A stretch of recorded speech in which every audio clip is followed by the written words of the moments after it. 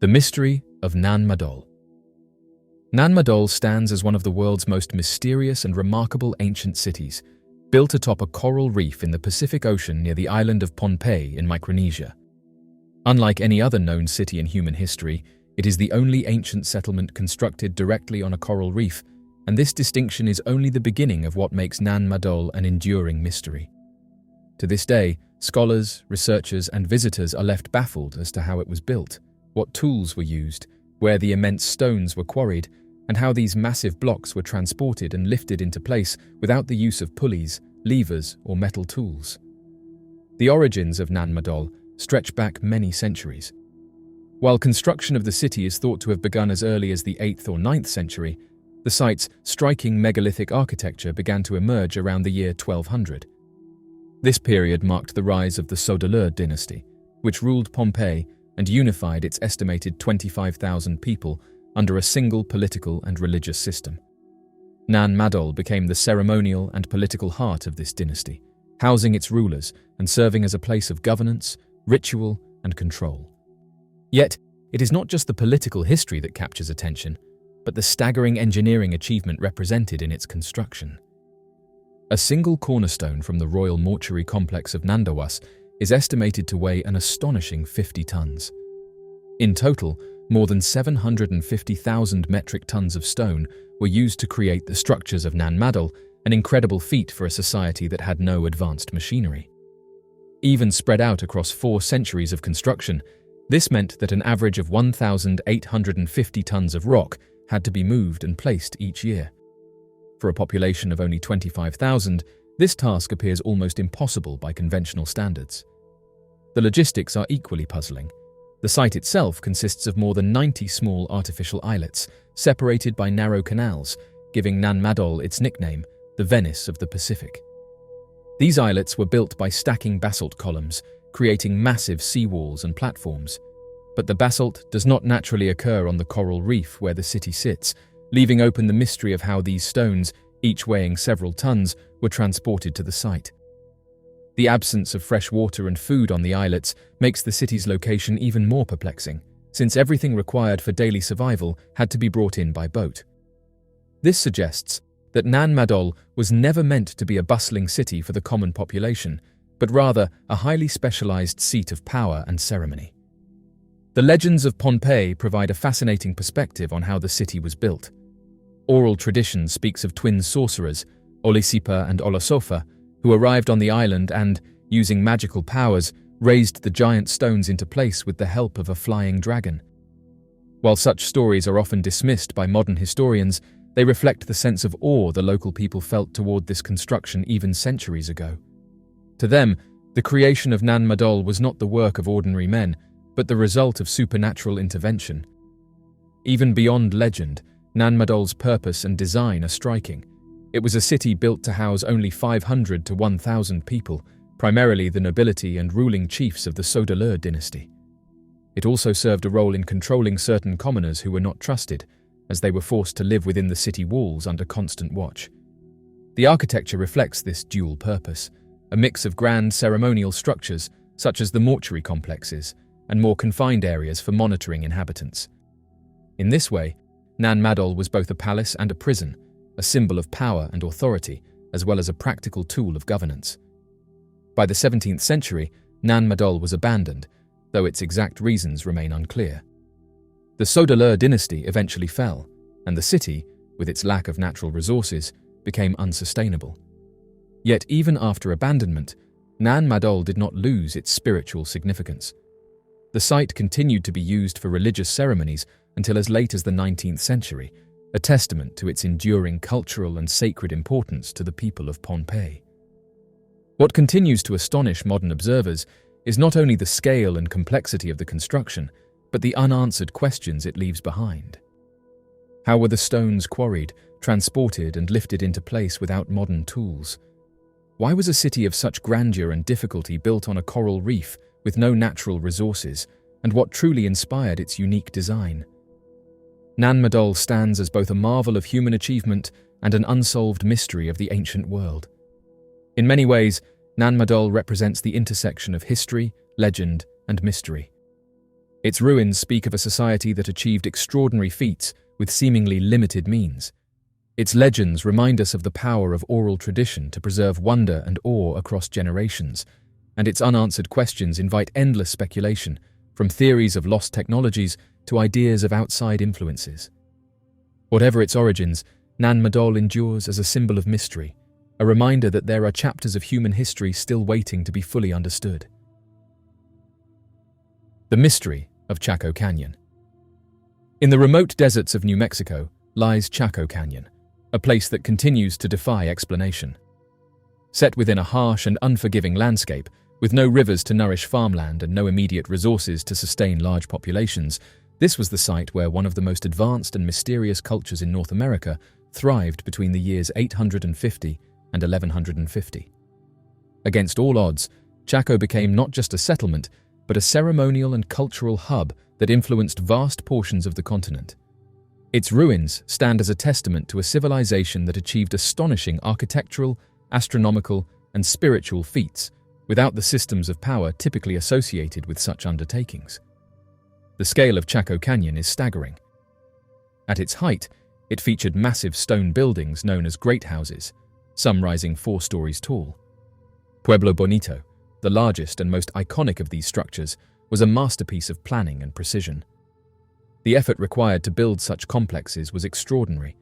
More than 200,000 trees were transported from distances of over 50 miles, carried through barren deserts and rugged terrain without wheels, pack animals, or modern tools. The roads they constructed stretched across 70,000 square miles, laid out with striking precision. These were not haphazard trails but wide, straight ceremonial highways, some as broad as 30 feet, cutting across cliffs and canyons as though geography itself was no obstacle. What truly sets Chaco apart, however, is its connection to the cosmos. The builders of Chaco did not simply construct homes or community structures. They aligned their buildings with celestial events. Walls were designed to track the solstices, while doorways and windows framed the rising and setting of the moon during its complex 18-and-a-half-year cycle. Such precision reveals a culture deeply attuned to astronomical rhythms, not merely for practical timekeeping, but as part of a broader spiritual framework. Chaco was more than a city. It was a place where time, space, and ceremony converged. The great houses themselves were not densely inhabited in the way urban centers are imagined today. Instead, they appear to have served as ceremonial and political magnets, drawing people from across the southwest and beyond. Archaeological evidence reveals ritual items arriving from distant lands: turquoise mined from the American Southwest, cacao from Mesoamerica, and scarlet macaws, whose natural habitat lies far to the south. Such findings indicate that Chaco was part of a vast cultural and spiritual network, its influence extending across the continent. The roads further underscore this ceremonial function. Scholars argue that they were not designed primarily for trade or transport, but as symbolic pathways. They linked Chaco's great houses with distant outposts, serving as spiritual arteries in a vast religious landscape. The laser-straight nature of the roads, even when crossing difficult terrain, points to a dedication that transcended practicality. For those who walked them, the roads were likely an act of devotion, a journey linking participants to a shared cultural and cosmic order. What makes Chaco Canyon even more remarkable is what it lacked. There is no evidence of kings, monarchies, standing armies, or a system of taxation to compel labor.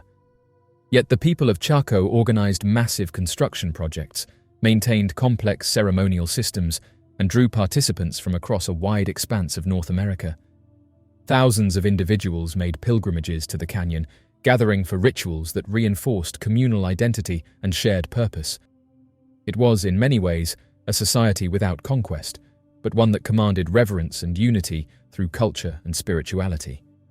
And then, as suddenly as it rose, Chaco declined. By the mid-11th century, the great building projects had ceased. By the year 1150, Chaco was largely abandoned. The reasons remain unclear. Some point to shifts in climate, including extended droughts, that would have strained resources and made the environment even less hospitable. Others speculate about internal conflicts or disruptions within the spiritual order that once held the society together. What is certain is that the people did not vanish. The descendants of Chaco's builders live on today among the Hopi, Zuni, Acoma, and other Puebloan peoples, carrying fragments of Chaco's memory in their traditions and oral histories. Chaco Canyon challenges modern assumptions about what ancient societies were capable of achieving. It was not simply a survival settlement in a barren desert, but a carefully designed ceremonial center where architecture, astronomy, and community converged. Its builders moved hundreds of thousands of tons of stone, aligned their structures with the heavens, and created networks of roads that defy explanation even now. They mastered their environment not through conquest, but through cooperation and a shared devotion to something larger than themselves. Today, Chaco remains a place of awe and mystery. Visitors who stand among the ruins of Pueblo Bonito or walk the straight roads that vanish into the horizon are struck by the precision and purpose embedded in every stone. It is a site that speaks not only of human ingenuity, but of a worldview that placed the cosmos at the center of life. For over 3 centuries, Chaco thrived as a ceremonial magnet, a center of gravity for a continent-wide spiritual tradition. Its rise and fall remain a mystery, but its legacy endures as one of the most extraordinary achievements of ancient North America.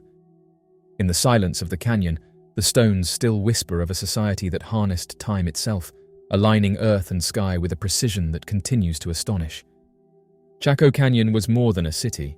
It was a vision made real in stone, an enduring mystery that reminds us of the vast potential of human culture and imagination. The mystery of the Callanish Standing Stones. The Callanish Standing Stones, located on the Isle of Lewis in Scotland's Outer Hebrides, remain one of the most captivating and mysterious prehistoric monuments in Europe.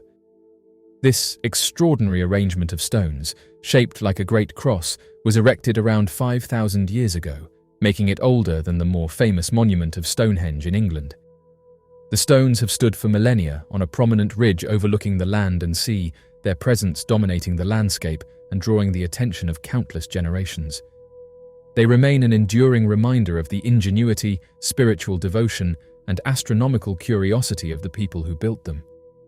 At the heart of Callanish lies a central stone circle, from which rows of stones extend outward in the form of a cross.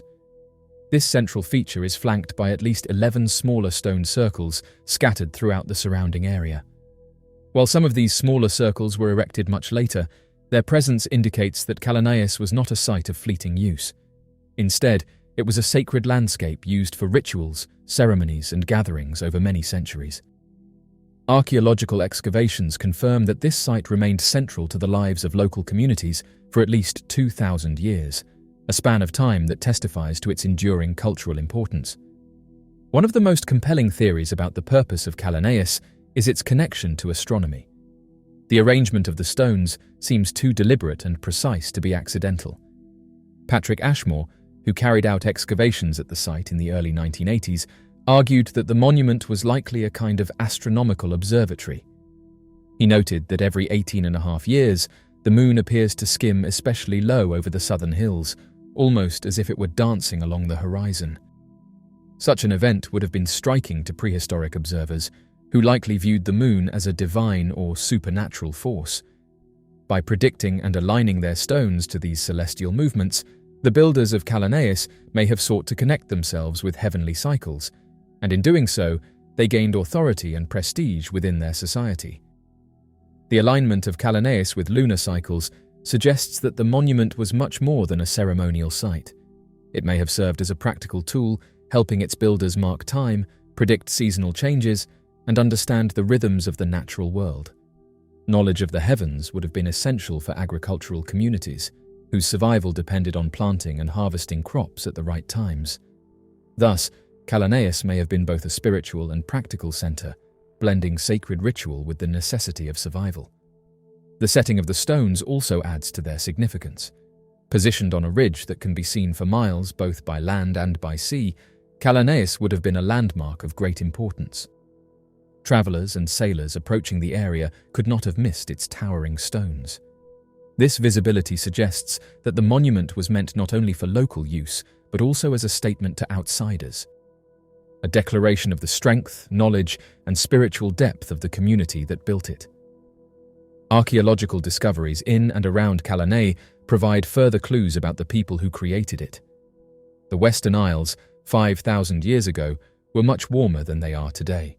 The climate was favorable, wildlife was abundant, and food sources were plentiful. This abundance allowed communities to thrive and to invest time and energy in monumental constructions such as Callanish. Artifacts found in the area, combined with the form of the site, suggest that its builders were part of a broader cultural tradition that spanned much of prehistoric Britain. Similar henges, timber circles, and stone circles have been discovered across the islands, pointing to a shared set of beliefs and practices that united communities across vast distances. The surrounding landscape of Callanish is also key to understanding its importance. The network of stone circles in the area implies that Callanish was not an isolated monument, but part of a much larger ritual landscape. These smaller circles likely served as satellite sites, perhaps used for different ceremonies or gatherings linked to the main complex. This extended landscape demonstrates the depth of ritual activity in the region and hints at a society that placed extraordinary emphasis on connecting with the spiritual and the cosmic. The folklore of the Western Isles adds another dimension to the mystery of Callanish. Local legends speak of the stones as once being giants who were turned to stone when they refused to convert to Christianity. While this tale emerged much later, it illustrates the enduring fascination and awe the site has inspired through the centuries. Even as the original purpose of the stones was forgotten, their power as a symbol of something greater than human life persisted. What makes Callanish so mysterious today is that, despite centuries of study, no definitive explanation has been found for its creation. While the astronomical theory remains the most convincing, the true intentions of its builders are lost to time. Was it a temple to the moon, a calendar, a gathering place, or perhaps all of these at once? The ambiguity only adds to the allure of Callanish, leaving space for wonder and speculation. In the end, the Callanish standing stones represent both a physical and spiritual achievement. Constructed without modern tools or machinery, their builders moved and erected stones of immense size with methods that remain speculative. More importantly, the site embodies a worldview in which the heavens, the earth, and human society were deeply interconnected. For those who created Callanish, the cycles of the moon and the alignment of the stones were not abstract scientific concepts, but living expressions of the divine forces shaping their world. Today, the stones continue to inspire awe. Visitors who stand among them feel the same sense of wonder that must have gripped those who erected them 5,000 years ago. They remind humanity of its deep-rooted desire to understand the cosmos and to leave behind monuments that bridge the earthly and the eternal. The mysterious ruins of Ggantija. The ancient ruins of Ggantija, located on the Mediterranean island of Gozo, stand as some of the most remarkable and mysterious structures ever created by early human civilizations. These temples, dating back more than 5,500 years, are older than the pyramids of Egypt and second in age only to the sacred site of Göbekli Tepe in modern-day Turkey. Their construction, scale, and enduring legacy have made them a profound puzzle for archaeologists, historians, and those fascinated by humanity's earliest expressions of faith and culture. The Ggantija complex consists of 2 completed temples and the remains of a third that was abandoned before it could be finished. Among these, the southern temple is the most well-preserved and is considered the oldest, dating as far back as 3,600 years before the Common Era. Its design is both sophisticated and symbolic. The layout of the temples follows a cloverleaf pattern, with semicircular apses connected by a central passage.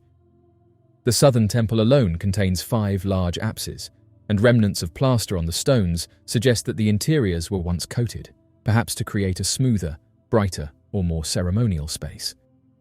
Archaeologists believe that these apses would have originally been covered by a roof, which would have made the interior even more enclosed and sacred. What makes the construction of Ggantija particularly astonishing is that it predates both the wheel and the widespread use of metal tools. Moving and assembling the massive limestone blocks, some weighing several tons, would have been a monumental challenge for the builders of the time. Yet somehow they managed it. Evidence found at the site, such as small round stones, has led to the theory that these could have been used as primitive ball bearings, helping transport the enormous blocks across the rugged terrain. This ingenious method suggests that the people of Gozo had an impressive understanding of mechanics and problem-solving, long before modern tools and techniques were available. The name Ggantija itself comes from Gozitan folklore, which claims that the temples were built by giants. According to legend, a giantess carried the immense stones on her head and erected the temples in a single day. While clearly mythical, the story reflects the awe inspired by the sheer size of the stones and the apparent impossibility of their construction using only human strength and primitive tools. To the local people, the explanation that giants had once lived among them seemed more believable than imagining ordinary humans achieving such feats. The true purpose of the temples remains uncertain, though many scholars agree that Ggantija was a religious or ceremonial site. The discovery of animal bones within the apses suggests that ritual offerings or sacrifices may have taken place there. A particularly large stone with a carved recess located near the entrance is believed to have been used as a purification station, where visitors may have performed ritual ablutions before entering the sacred space. The orientation of the temples also adds to this interpretation. The structures face southeast, aligned with the rising sun during the equinox. Such precision strongly implies that the temples were connected to celestial events, a common theme in ancient religious architecture. The rediscovery of Ggantija has its own story. Although the ruins were known locally for centuries, they were first recorded in the 17th century by European scholars. However, little was done to preserve or study the site until 1827, when efforts were made to clear debris. Unfortunately, after this initial work, the ruins were left neglected, and the site fell into further decay. It remained in private hands until 1933, when it was expropriated for the public, finally allowing archaeologists to excavate, preserve, and study the temples properly. Since then, Ggantija has been recognized as a site of immense cultural and historical value, eventually becoming a United Nations Educational, Scientific and Cultural Organization World Heritage Site. Despite the studies that have been carried out, much about Ggantija remains unknown. The methods of construction continue to puzzle experts, particularly given the limited technology available at the time. The exact rituals performed within its walls are still debated, as are the reasons why such an immense effort was devoted to building a complex capable of housing only a relatively small number of people. It seems clear, however, that the temples served as an exclusive place for ritual and ceremony, possibly reserved for the island's elite or priestly class. The abandonment of the temples adds yet another layer of mystery. Though they were used for centuries, by the time of the late Neolithic period, the structures fell out of use, replaced by new traditions and ways of life. Yet their presence on the landscape endured, and their massive stones continued to inspire awe in the generations that followed, giving rise to the folklore of giants that survives to this day. Scientists uncover a massive carved face resembling the Great Sphinx in Egypt. In the year 2021, during the C2 project in Egypt, a remarkable discovery was announced that captured the attention of both archaeologists and the wider public. A massive face, carved directly into the mountainside, was revealed at the Theban necropolis on the west bank of the Nile. This site, already well known for its ritual burials and monumental significance in Egyptian history, became the focus of renewed interest after researchers confirmed that the face was not a natural formation but the deliberate work of ancient artisans. The carving, despite its weathered state, retains enough definition for its features to still be visible. Archaeologists explained that computer reconstructions allowed them to recreate the original appearance of the face, showing how it may have once looked before erosion and human interference left it in its present condition. They further noted the significance of its placement. Positioned high on the mountainside, the face appears aligned with the movement of the sun, and the team suggested that during the solstices, sunlight would illuminate the figure directly. From its vantage point, the face overlooked the royal necropolis, serving as a beacon and perhaps a guardian for those interred there. This part of the Theban necropolis is especially important because it is also home to the Ramesseum, the mortuary temple of Pharaoh Rameses II, more widely remembered as Rameses the Great. Known as the third pharaoh of the 19th dynasty, Rameses the Great was celebrated not only as a warrior and builder, but as a figure who was revered almost as a god. His reign lasted an extraordinary 67 years, and he lived into his 90s, outlasting many of his own children.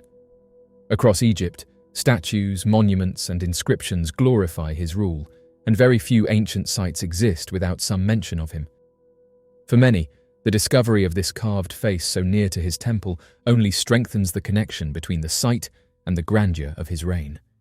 The team of archaeologists, which included experts from the University of Madrid, alongside members of the Ancient Egyptian Documentation Center of the Egyptian Ministry of Antiquities, made further discoveries at the site. They uncovered previously unexplored tombs, intricate carvings, and mummified animals, echoing the traditions that had long been associated with this era. These findings followed in the footsteps of earlier discoveries, such as the 30 wooden coffins unearthed in Luxor in 2019, accompanied by a collection of mummified animals at Saqqara, all of which reinforced the connection between ritual, symbolism, and guardianship in ancient Egyptian culture. Egyptologist José Ramón Pérez Aquino provided an interpretation of the carved face, suggesting that it may have represented a wigged visage similar to that of the goddess Hathor, daughter of the sun god Ra. Hathor, often depicted with a human face framed by long hair or a wig, was closely associated with motherhood, music, joy, and protection. While the carving cannot be described as a sphinx, as it lacks the body of an animal, Pérez Aquino explained that its role would have been similar to the Sphinx of Giza, a guardian presence watching over the sacred necropolis. The researchers also addressed the question of why the carving had suffered so much damage. They were confident that natural weathering alone could not account for the condition of the face. Instead, they concluded that the most likely explanation was deliberate vandalism, a fate that many ancient monuments in Egypt have suffered. Traces at the site, including materials left behind, suggest that this act of destruction took place much later, most likely during the medieval period, when many sacred images and monuments were deliberately disfigured. Despite this damage, the discovery has been hailed as one of the most extraordinary finds in recent years. The scale of the carving, its deliberate alignment with the solstices, and its watchful position over the necropolis give it a sense of majesty and purpose. It reinforces the idea that ancient Egyptian architects and artisans were not only masters of stonework, but also of symbolism, geometry, and cosmic alignment. The massive face carved into the Theban necropolis offers a glimpse into how the ancients understood the interplay of land, sky, and spirit. For the people of that time, such a guardian presence would have been more than decoration. It was a statement of faith and power, designed to endure across millennia, watching over the souls of kings, nobles, and commoners alike. Even in its weathered state, the face still exudes an aura of mystery and reverence, reminding modern observers that Egypt's deserts are far from silent. They still hold secrets waiting to be revealed. The discovery of a mysterious cave painting. The rediscovery of thousands of ancient Taino cave drawings on Mona Island has sparked widespread fascination, not only for its scale, but for the mysterious imagery it contains. The Taino were the indigenous people of the Caribbean, inhabiting the islands of Puerto Rico, Hispaniola, Jamaica, and beyond. For centuries, their history and traditions were largely silenced following the arrival of European conquistadors. Yet, deep beneath the rocky surface of Mona Island, their legacy has been preserved in an extraordinary way. Thousands of cave paintings and carvings spread across at least 30 known caves, with over 100 more caves still awaiting exploration. Among the vast collection of symbolic artwork, one particular image has captivated both archaeologists and the wider public. It depicts what appears to be a humanoid figure with a large, bulbous head, narrow chin, and slanted eyes, features that many observers immediately associated with the so-called alien archetype, often reported in global folklore and cave art. The image is striking in its detail. The head appears slightly disproportionate to the body, the eyes are almond-shaped and intense, and the faint outline of a mouth suggests an almost otherworldly presence. This is not the first time such imagery has been found in prehistoric cave systems. From Australia to Africa, Europe to the Americas, ancient rock art frequently portrays mysterious beings with elongated heads and oversized eyes, often interacting with human figures or appearing in ritualistic settings. To the Taino, these figures may have held profound spiritual or cosmological significance. The caves themselves were sacred spaces, places of connection with the spirit world, fertility, and ancestral memory. It is possible that these figures were regarded as guardians, messengers, or deities tied to the stars. What makes the Mona Island discovery remarkable is not only the imagery, but its scale. With thousands of distinct paintings and carvings already documented, and potentially many more hidden in unexplored caves, this may represent one of the largest intact repositories of ancient art anywhere in the Caribbean. The artistry also appears to have been carefully planned. Archaeologists have noted how the figures were placed in prominent positions within the caves, illuminated by the flickering light of torches, creating an almost theatrical presence during rituals. The painting that resembles an alien has fueled speculation beyond the academic world. Some suggest that the Taino may have recorded encounters with beings not of this world, preserved across generations through oral traditions and artistic expression. This interpretation grows more compelling when compared with similar motifs across distant cultures. The consistency of these depictions, the large eyes, elongated heads, and humanoid but non-human features, has led some to argue that ancient societies may have shared more than just imagination.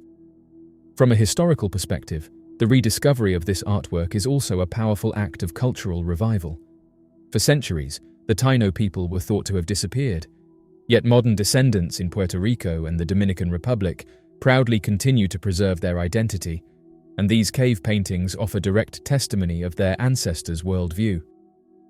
To see images that resonate with both myth and mystery allows for a deeper appreciation of the sophistication of their society. The question of why these beings were carved or painted remains unanswered, but their presence cannot be ignored. Whether spiritual guardians, star beings, or ancestral entities, they held enough importance to be recorded in sacred caves meant to endure the ages. Archaeologists believe that as more caves are explored, more figures like this will come to light, perhaps even offering new patterns or connections that could expand our understanding of Taino cosmology. For now, the mysterious face etched into stone continues to draw global attention. Its resemblance to the archetypal alien stirs the imagination, suggesting that the mysteries recorded by the Taino are not confined to the past. Instead, they remain alive, echoing through the dark chambers of Mona Island's caves, waiting for the world to understand them. Mysterious face carved into Canadian cliff. In the rugged and remote wilderness of Canada's Pacific Rim National Park Reserve lies one of the most mysterious and least understood discoveries of recent years: the face in a cliff. Situated among the Broken Group Islands of British Columbia, this mysterious carving, or natural formation, continues to draw fascination and speculation from locals, researchers, and visitors alike. Its presence is both awe-inspiring and puzzling, as it raises deep questions about how it came to exist in such an inaccessible and dangerous location. The story of the face in a cliff begins in the year 2008, when a kayaking tourist first reported seeing what looked like a giant human face carved into the rock face of Reeks Island. The sighting sparked interest, but despite the report being passed on to Parks Canada, the feature went unnoticed for years. It was not until the year 2015 that the face was rediscovered by a man named Hank Gus, a member of the Sahara First Nation. Gus had heard repeated stories of this mysterious visage from other kayakers, and after 2 years of determined searching, he finally located it. The face itself is remarkable in both form and placement. Measuring around 7 feet in height, it bears a striking resemblance to the Ugi, a traditional character of the Sahara First Nation. The Ugi represents the blowing of wind and the passing down of ancestral stories from one generation to the next, a reminder that the voices of those who came before continue to live on in the present. The discovery of this face, resembling such an important cultural symbol, has led many to wonder whether it was intentionally carved by ancient hands as a lasting testament to Sechart traditions. However, the cliff face's location makes this theory difficult to reconcile. The carving is positioned roughly 40 feet up from the base of the cliff and about 20 to 25 feet down from the top, wedged between steep and sheer walls of rock. The surrounding terrain is treacherous, accessible only by boat under favorable conditions, and the rock itself is difficult to shape. For a group of people to have carved it, they would have needed not only the tools and determination, but also an extraordinary means of access. To this day, its inaccessibility has prevented experts from examining it up close, meaning questions about its origins remain unanswered. Despite this, The resemblance to Seshat cultural imagery cannot be ignored. On the doors of the Seshat administration office, carvings of the Ugi bear an uncanny likeness to the face in the cliff. Many within the community feel a spiritual connection between the two, viewing the face not just as a curiosity, but as a living part of their ancestral history etched into the very landscape. Whether natural or man-made, it holds deep meaning for those who see it as a reminder of heritage and resilience. Experts such as Parks Canada's First Nation Program Manager Matthew Payne acknowledge the mystery. He has stated that it cannot yet be determined whether the face is the result of human craftsmanship or the outcome of natural weathering and erosion. The possibility that it could be a natural occurrence shaped over centuries by wind and rain adds yet another layer of fascination, as nature itself can often mimic art in extraordinary ways. Yet the face in the cliff continues to inspire more than just academic debate. For visitors who journey by kayak to catch a glimpse, it represents a rare fusion of nature, culture, and mystery. Set against the wild beauty of the Pacific coast, surrounded by crashing waves and dense forests, the face feels alive, a mysterious presence watching over the cliffs, a sentinel that has endured for centuries, perhaps even millennia. The story of the face in the cliff is not just about geology or archaeology, but about connection. It links the present to the past, the natural to the spiritual, and human imagination to the mysteries of the land. Whether sculpted by human hands or carved by the elements, the face endures as a symbol of wonder, inviting all who see it to reflect on the unknown forces, both human and natural, that shape the world. Mysterious manuscript. In the early 14th century, between the years 1300 and 1340, a remarkable manuscript was produced in medieval France. Known as the Smithfield Decretals, it is a richly illuminated collection of canon law, adorned with intricate decorations and imaginative marginal illustrations. While the main body of the text deals with ecclesiastical decrees and rulings, its margins are filled with whimsical and sometimes puzzling images. Among these is one particular figure that has fascinated historians and the public alike. A small, green-skinned humanoid creature with large pointed ears, robed in red, bearing an uncanny resemblance to the modern-day Star Wars character, Yoda. The figure is seated serenely in the margin above a section of text concerning ecclesiastical elections. Its long red robe drapes over its small frame, and its head tilts forward slightly, as if in deep contemplation. The creature's large, expressive eyes, wrinkled face, and pointed ears contribute to its air of wisdom and agelessness. When compared side by side with images of the Jedi Master from George Lucas's cinematic universe, the similarities are striking enough to prompt speculation about how such an image could have appeared in a manuscript created more than 600 years before the Star Wars films. Historian Damien Kempf brought renewed attention to this image when he identified it within the manuscript. According to records from the British Library, the Smithfield Decretals was written in Toulouse, France, before making its way to London in the early 14th century. It was during this period in England that the marginal illustrations, including the so-called Yoda figure, were added. The placement of this figure is particularly intriguing, as it appears in the context of biblical scenes from the story of Samson, suggesting that the artist may have drawn upon themes of strength, wisdom, and divine guidance when imagining the character. For those who view the resemblance as more than coincidence, the possibilities are captivating. However, it is also true that medieval marginalia often included fantastical beings, part human and part creature, drawn purely from the imagination of the scribe or artist. These whimsical illustrations were intended to amuse, provoke thought, or serve as allegories alongside the main text. In this light, the Yoda-like figure may simply be the product of a creative medieval mind, unintentionally foreshadowing a design that would emerge in the late 20th century. Whether coincidence or something deeper, the Yoda figure of the Smithfield Decretals remains an enchanting reminder of how images can transcend time. Its serene posture and wise expression, captured by a medieval hand centuries ago, continue to spark curiosity in the modern age, bridging an unexpected connection between the illuminated pages of the Middle Ages and the silver screen adventures of a galaxy far, far away. Mysterious James Webb Telescope discovery. The James Webb Space Telescope has once again provided a glimpse into the cosmos that challenges the very foundations of modern astronomy.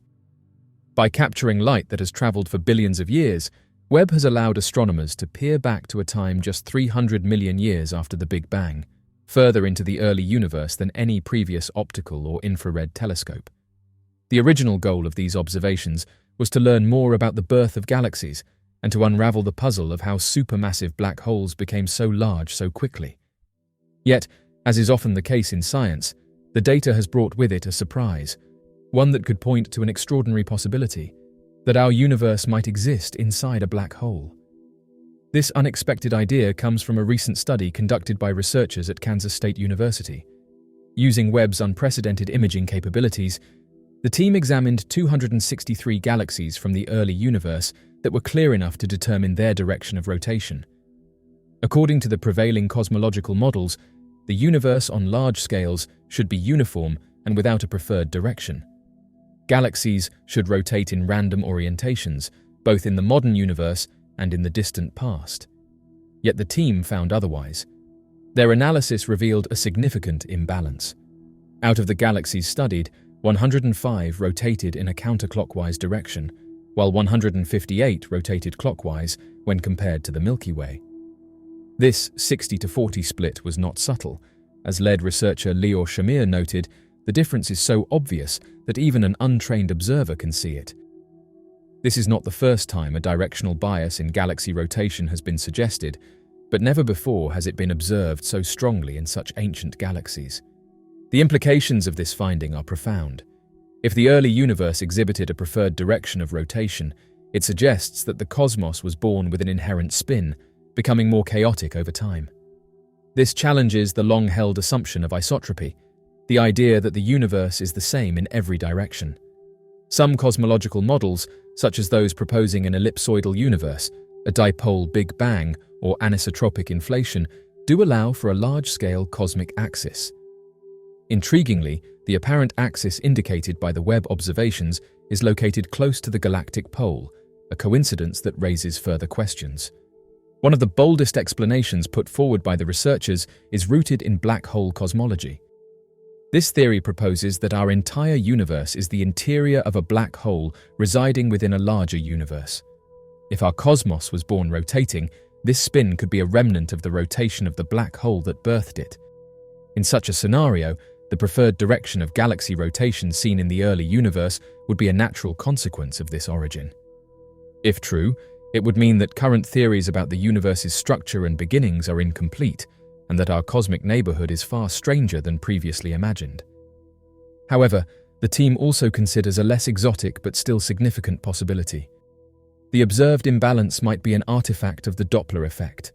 If galaxies rotating opposite to the Milky Way's spin appear brighter due to the way their motion shifts the light we see, then these galaxies would be overrepresented in deep surveys. This brightness bias could become more pronounced the further we look into the redshifted universe. If the Milky Way's rotation has more influence on our observations than expected, this could require a complete recalibration of distance measurements to far-off galaxies. Such a recalibration would have far-reaching consequences. It could resolve existing discrepancies in the measured expansion rate of the universe, and it might even help explain the puzzling discovery of galaxies that, based on current calculations, seem to be older than the universe itself. These issues have long been thorns in the side of cosmologists, and correcting for rotational Doppler bias could bring long-sought clarity. Regardless of which explanation proves correct, the findings highlight the transformative power of the James Webb Space Telescope. Its ability to probe the deep past with unprecedented clarity is already reshaping humanity's understanding of the cosmos. If the preferred direction of galaxy rotation is confirmed through further studies, it will represent a fundamental shift in cosmology. Whether it ultimately points to a rotating universe born inside a black hole or to a previously overlooked observational bias, it is clear that the universe still holds many secrets waiting to be revealed. What happened to Chance Engelbert? The disappearance of Chance Engelbert remains one of the most troubling mysteries in the Midwest. At only 25 years old, Chance was a husband and a new father, with much of his life ahead of him.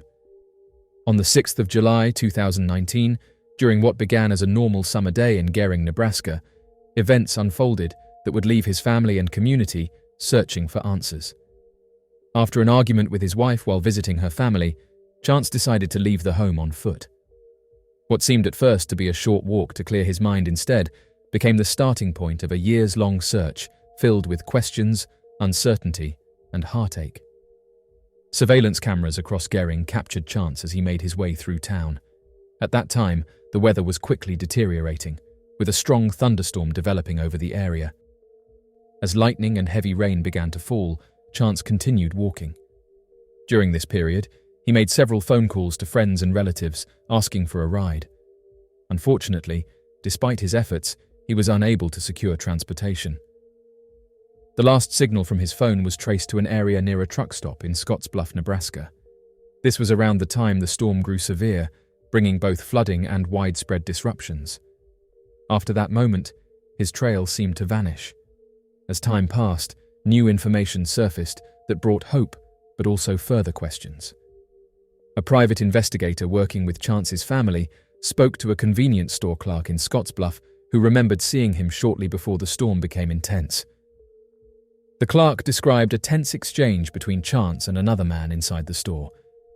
While the details remain unclear, this sighting suggested that he may not have been entirely alone that evening.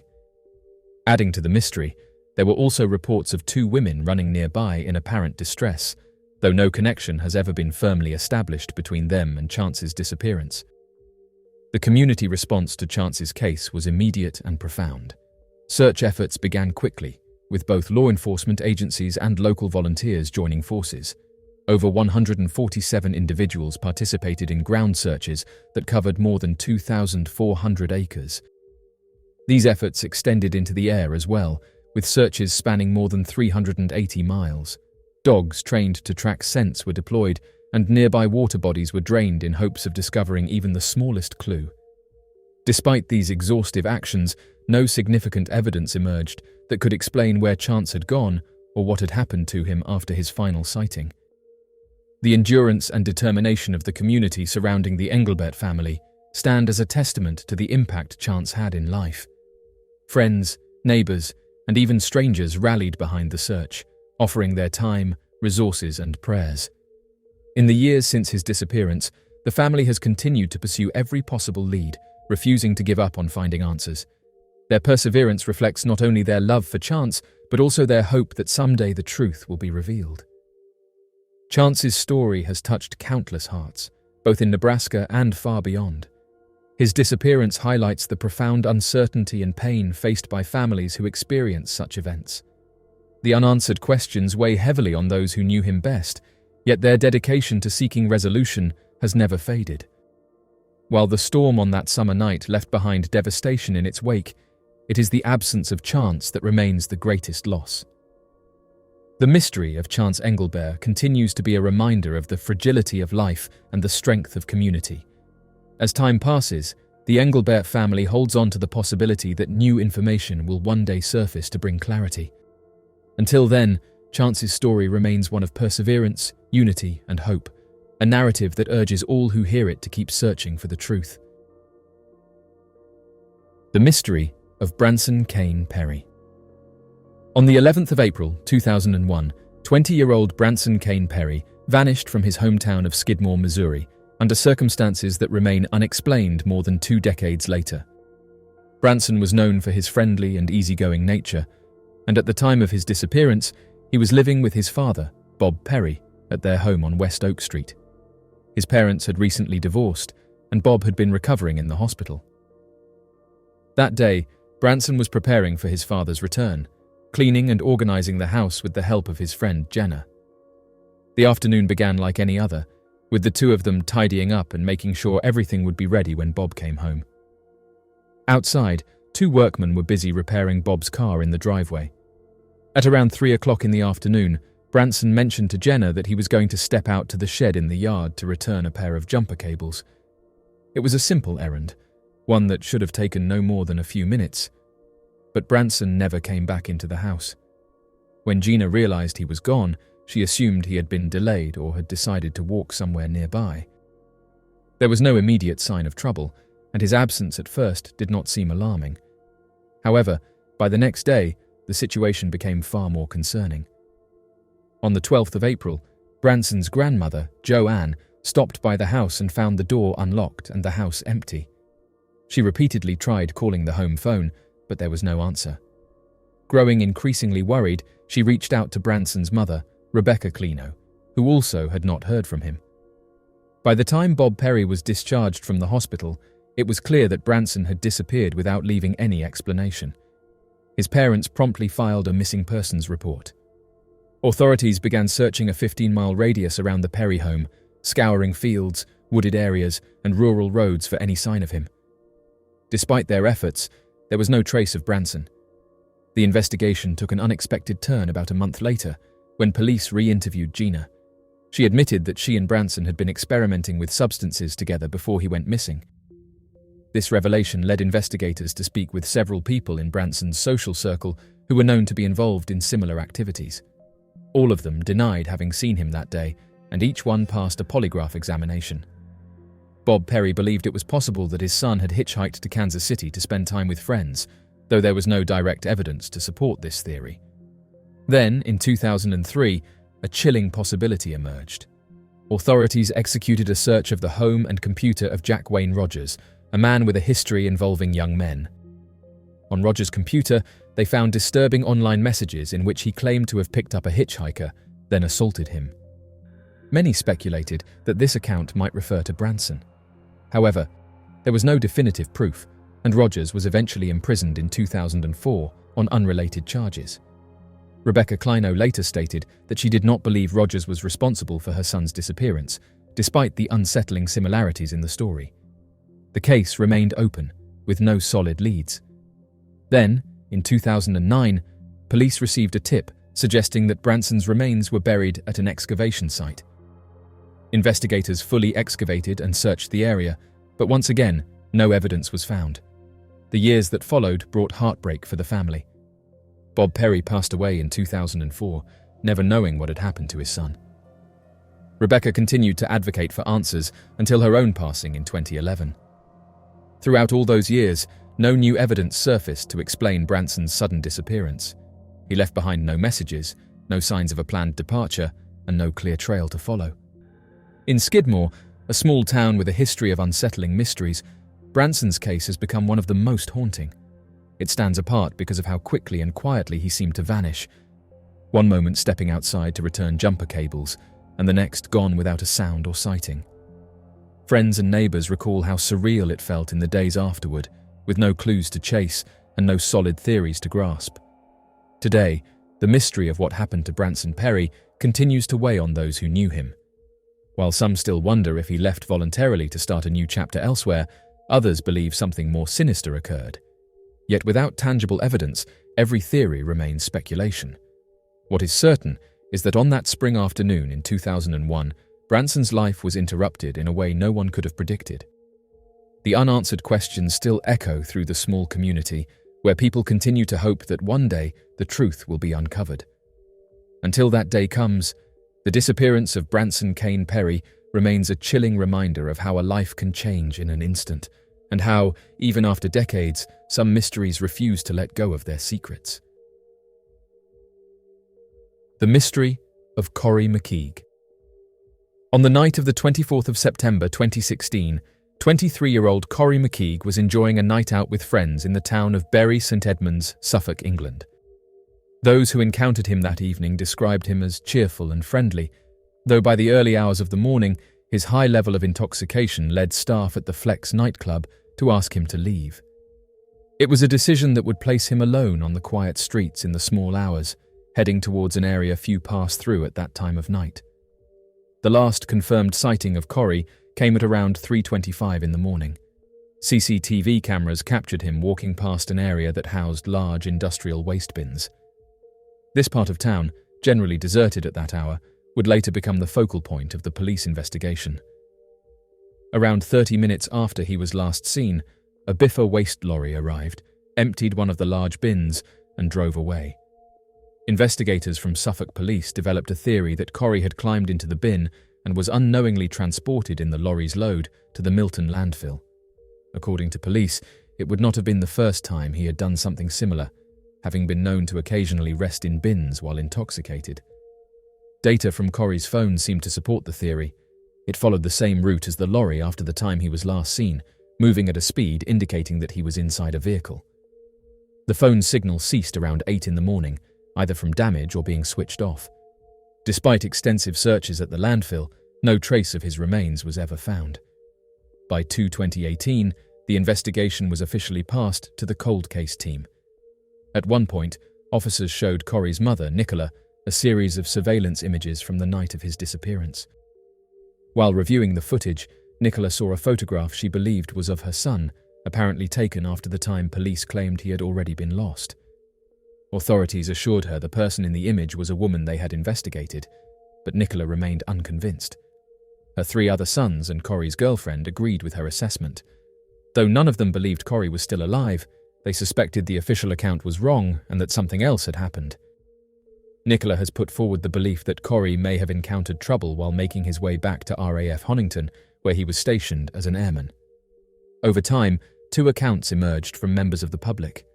One woman claimed her husband, a taxi driver, had been involved in a violent altercation with Cory after he became unwell in the vehicle, leaving him in a dangerous condition. Another account came from someone who alleged their friend had attempted to rob Cory that night, with the situation escalating unexpectedly. In this version, the man was said to have placed Cory into the bin afterward. Police were unable to substantiate either claim, and without conclusive evidence, the case remained unresolved. For Cory's family, the uncertainty has been deeply painful. His girlfriend gave birth to their child a few months after he vanished, a bittersweet moment overshadowed by the unanswered questions surrounding that September night. In the years since, Nicola and the rest of Cory's loved ones have continued their search for the truth. They have pressed for more answers, challenged official conclusions, and kept his story alive in the hope that one day the full events of that early morning will be revealed. For them, the disappearance of Cory McKe remains a mystery, marked not only by the absence of resolution, but by the belief that key details have yet to come to light. The strange case of Stephen Paul Thomas. Back in 1976, a group of 5 college friends would decide to take a short vacation to the tallest mountain range in New York, enjoying a small camping trip and barbecue while on the summit of Mount Marcy, located at about 5,300 feet in elevation and only a few miles southeast of Lake Placid.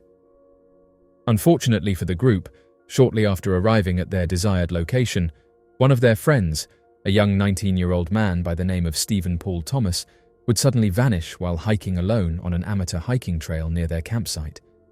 Although the friends would make an initial attempt to search for him on their own, a bizarre series of events would leave them too frightened to make any attempt at a search before contacting local authorities. According to the missing persons report of Stephen Paul Thomas, he and his 4 college friends from the Onondaga Community College decided to take a camping trip to Mount Marcy, as each of them had thousands of hours of camping and hiking experience and greatly enjoyed the outdoors. The 5 men, named Mark Seymour, James Thackerbury, Ken Sherwood, Robert Bromley, Bruce Weaver, and Stephen Paul Thomas, had all grown up in the state of New York, and so were quite familiar with the area.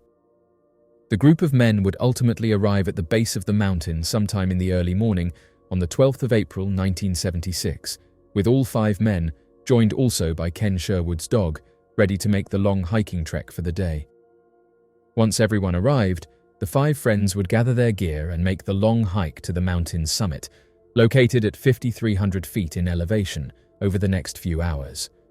According to the group, it would be at around 3:30 in the afternoon, towards the late afternoon, when they would reach a small shelter located only a mile away from the summit of Mount Marcy, above the mountain's natural tree line, where the group of men would decide to camp. The shelter is a well-known landmark of the mountain and is commonly referred to as Hopkins Lean-To, and served as a common rest stop for hikers doing overnight journeys in the area. As the group started a small cooking fire to help dry out their clothes and warm themselves up, and began to unpack to take a short rest, Stephen Thomas would make a small cup of tea while looking over his map and plotting out the rest of the travel route. After a few minutes of resting, the rest of the group began to unpack their tents as they started to come to an agreement to set up a more permanent camp and sleep at the Hopkins Lean-To until morning. Rather than wanting to stop at the Hopkins Lean-To, Stephen Paul Thomas begged the others in his group to persevere for the next mile so that the group could sleep on the summit together on that first night to watch the stars. Despite making a strong effort, the other four would refuse to walk any further and would instead tell Stephen that they were willing to let him go on alone to the summit if he badly wanted, and that they would all meet up there later in the night after taking a short break. Although it is never a good idea to separate from the group when traveling late at night on steep slopes, Stephen Thomas was considered to have been the most experienced outdoorsman of the group and would often go on long treks without breaks lasting for more than 8 hours at a time. After deciding to leave to reach the summit, the group would claim that they watched as Stephen would place his bright yellow rain slicker over his down coat and begin to walk towards the only trail that led to the mountain's peak. The group continued unpacking and setting up their tents as they took a short nap together, unworried about Stephen's welfare. At around 10 in the evening, the four men would wake up to the whistling sounds of blisteringly loud winds and freezing temperatures as the night and the high elevation made conditions extreme. Prior to the trip, the men had watched weather forecasts, and even though calm and warm conditions were predicted for the area, before long, temperatures plummeted down to as low as 10 degrees Fahrenheit, causing the friends to begin to worry about Stephen Paul Thomas alone on the mountain's summit. Not wishing to waste any more time, the men gathered together their tents and camping equipment and began their hike towards the summit sometime after 10 in the evening.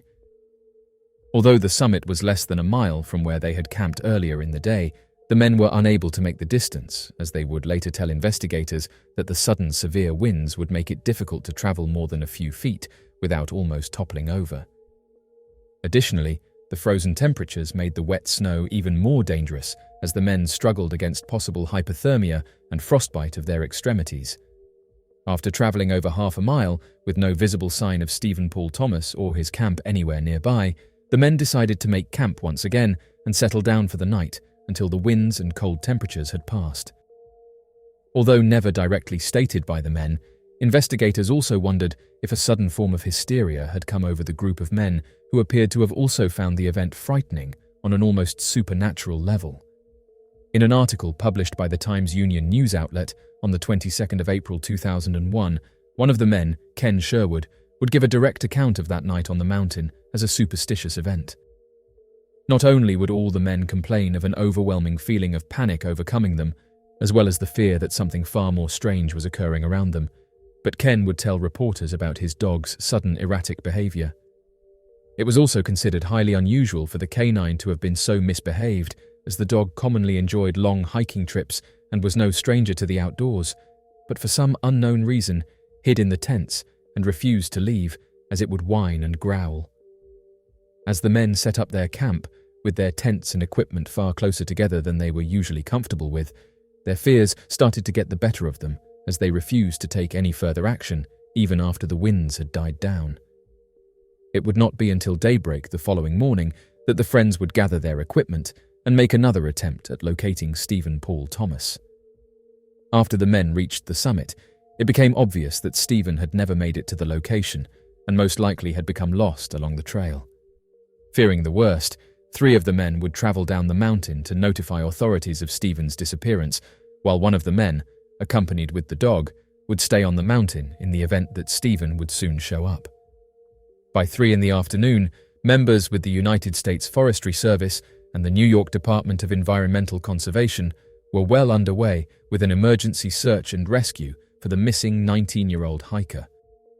Before long, over several hundred search and rescue volunteers would aid in the recovery of Stephen Paul Thomas, with officials working with the New York Department of Environmental Conservation, the United States Forestry Service, and the New York State Police, joining the search alongside hundreds of United States military personnel from nearby military bases that included Army Rangers, professional search and rescue teams, aerial teams, helicopters, and local residents.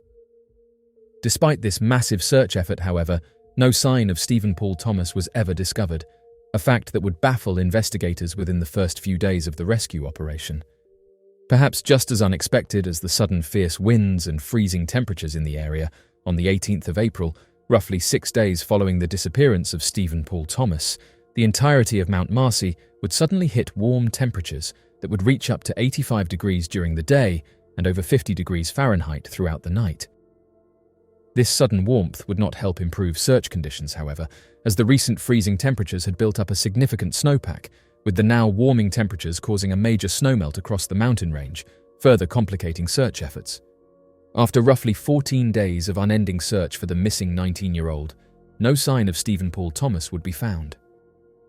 Unfortunately for the Thomas family, due to the lack of any significant discovery being made in the case and the growing unsafe conditions of the mountain due to the sudden massive snowmelt, investigators would slowly bring the official search and rescue operation to an end, and by the 16th day of disappearance, the search for Stephen Paul Thomas was closed. Investigators theorized that it was likely that the 19-year-old had traveled out of the region prior to the search and could have been anywhere outside of the National Park and New York mountain range. Despite the end of the official search, Stephen's older brother, a man by the name of Robert Thomas, would continue an unofficial search for his missing brother for years following his disappearance. Robert Thomas would go so far as quitting his job near Utica, New York, and move to the Mount Marcy area permanently, where he would stay at the park until August before getting a permanent residence in the area. Veteran state park rangers would later give official statements to local newspapers mentioning Robert Thomas's devotion to his brother and his extreme expertise in the outdoors. Many of the state park rangers would also claim that Robert Thomas had become an expert on the surrounding location, with the rangers making the statement that Robert knew the mountain better than just about anyone. Because of Robert's unending efforts, it would be at around 3 months after the disappearance of Stephen Paul Thomas that a bizarre twist in the case of the missing 19-year-old would surface. According to an official report, it would be during the month of July that Robert Thomas would discover the remains of a man that fit many of the descriptions of his missing brother. However, the face of the deceased body looked unlike Stephen Paul Thomas. The body was described by officials as appearing very recent and fresh, and that there had been no other hikers reported missing in the over for the past 2 years, making it unlikely that the body was not the missing Stephen Paul Thomas. It would take another 48 hours for investigators to confirm the identity of the recovered individual. Oddly enough, the remains were confirmed to be not Stephen Paul Thomas, but a hiker that had gone missing over 3 years prior during March of 1973 by the name of Buddy Atkinson. The disappearance of Buddy Atkinson was also considered one of the most peculiar vanishings of the area, with the hiker having been an experienced outdoorsman who suddenly disappeared while walking on along an amateur trail. After the unexplained disappearance of Stephen Paul Thomas, the New York State Department of Environmental Conservation put into place a new policy that has made it illegal to camp anywhere on Mount Marcy above the tree line. The tree line refers to a specific height on the mountain that is too high in elevation for trees to naturally grow and marks the area where the terrain takes on an almost tundra-like quality. It would never be explained why the New York State Department of Environmental Conservation would enact this new policy change, but officials working with the department constantly monitor the tree line and will fine or arrest individuals that make any attempt to cross that threshold. Perhaps even more interesting, however, is that the exact area where Stephen Paul Thomas had gone missing and where the group of men had decided to camp for the night was also where 8-year-old Douglas Legg had been reported missing that would somehow be connected with a classified Green Beret operation that took place on the mountain's summit. Additionally, Sherwood's dog's strange reaction to the area, with its high-pitched whining, growling and refusal to leave the tent while in the area, was also highly uncharacteristic of the dog, which was commonly described as having been very easygoing, well-trained and excited for the hiking adventure. Most peculiar for investigators was the sudden weather change that made it nearly impossible for the group to have found their friend without first leaving the area. The unexplainable cold weather and severe winds would also make it difficult for the group to have descended the mountain to get immediate help. Precious time that could have been instrumental in locating Stephen Paul Thomas. To this day, any sign of Stephen Paul Thomas has yet to be discovered, and the Adirondacks, the location of the high peaks across the state of New York, has become a significant cluster of some of the most bizarre missing persons cases ever reported. In a significant disclosure, the FBI released an extensive collection of files detailing various encounters with unidentified flying objects. Among these records, one report stood out, drawing considerable attention for its in-depth accounts of these mysterious aerial phenomena. Not only did it document sightings of the crafts themselves, but it also provided intriguing insights into their occupants, the potential consequences of engaging them in combat, and the sophisticated technology integrated into their design and operation. The document reads as follows. A very serious situation may develop at any time with regard to the flying saucers. If one of these should be attacked, the attacking plane will almost certainly be destroyed. In the public mind, this might create near panic and international suspicion. The principal data concerning these craft is now at hand and must be offered, no matter how fantastic and unintelligible it may seem to minds not previously instructed in thinking of this type. Part of the disk carry crews, others are under control. Their mission is peaceful. The visitors contemplate settling on this planet. These visitors are human-like but much larger in size. They are not excarnate Earth people but come from their own world. They do not come from any planet as we use the word, but from another planet which interpenetrates with our own and is not perceptible to us. The bodies of the visitors and the craft also automatically materialize on entering the vibratory rate of our matter. The disks possess a type of radiant energy, or a ray which will easily disintegrate any attacking ship. They re-enter the etheric at will, and so simply disappear from our vision without a trace. The region from which they come is not the astral plane, but corresponds to the lokes or tails. Students of these matters will understand these terms. They probably cannot be reached by radian, but can be reached by radar if a signal system can be devised. End quote. One of the most compelling declassified documents ever released by the FBI provides astonishing insight into the existence of unidentified flying objects, their advanced technology, and even their occupants. This document, which surfaced through the Freedom of Information Act, details a series of UFO sightings and interactions that suggest a level of sophistication far beyond human capabilities. What makes this report even more extraordinary is its discussion of the potential consequences of engaging these unidentified crafts in combat, implying a level of awareness by authorities that these objects are not only real, but possibly intelligent and responsive. Many researchers and UFO enthusiasts have argued that this document alone serves as undeniable proof of disclosure, an official acknowledgement that extraterrestrial or non-human intelligence has made contact with Earth.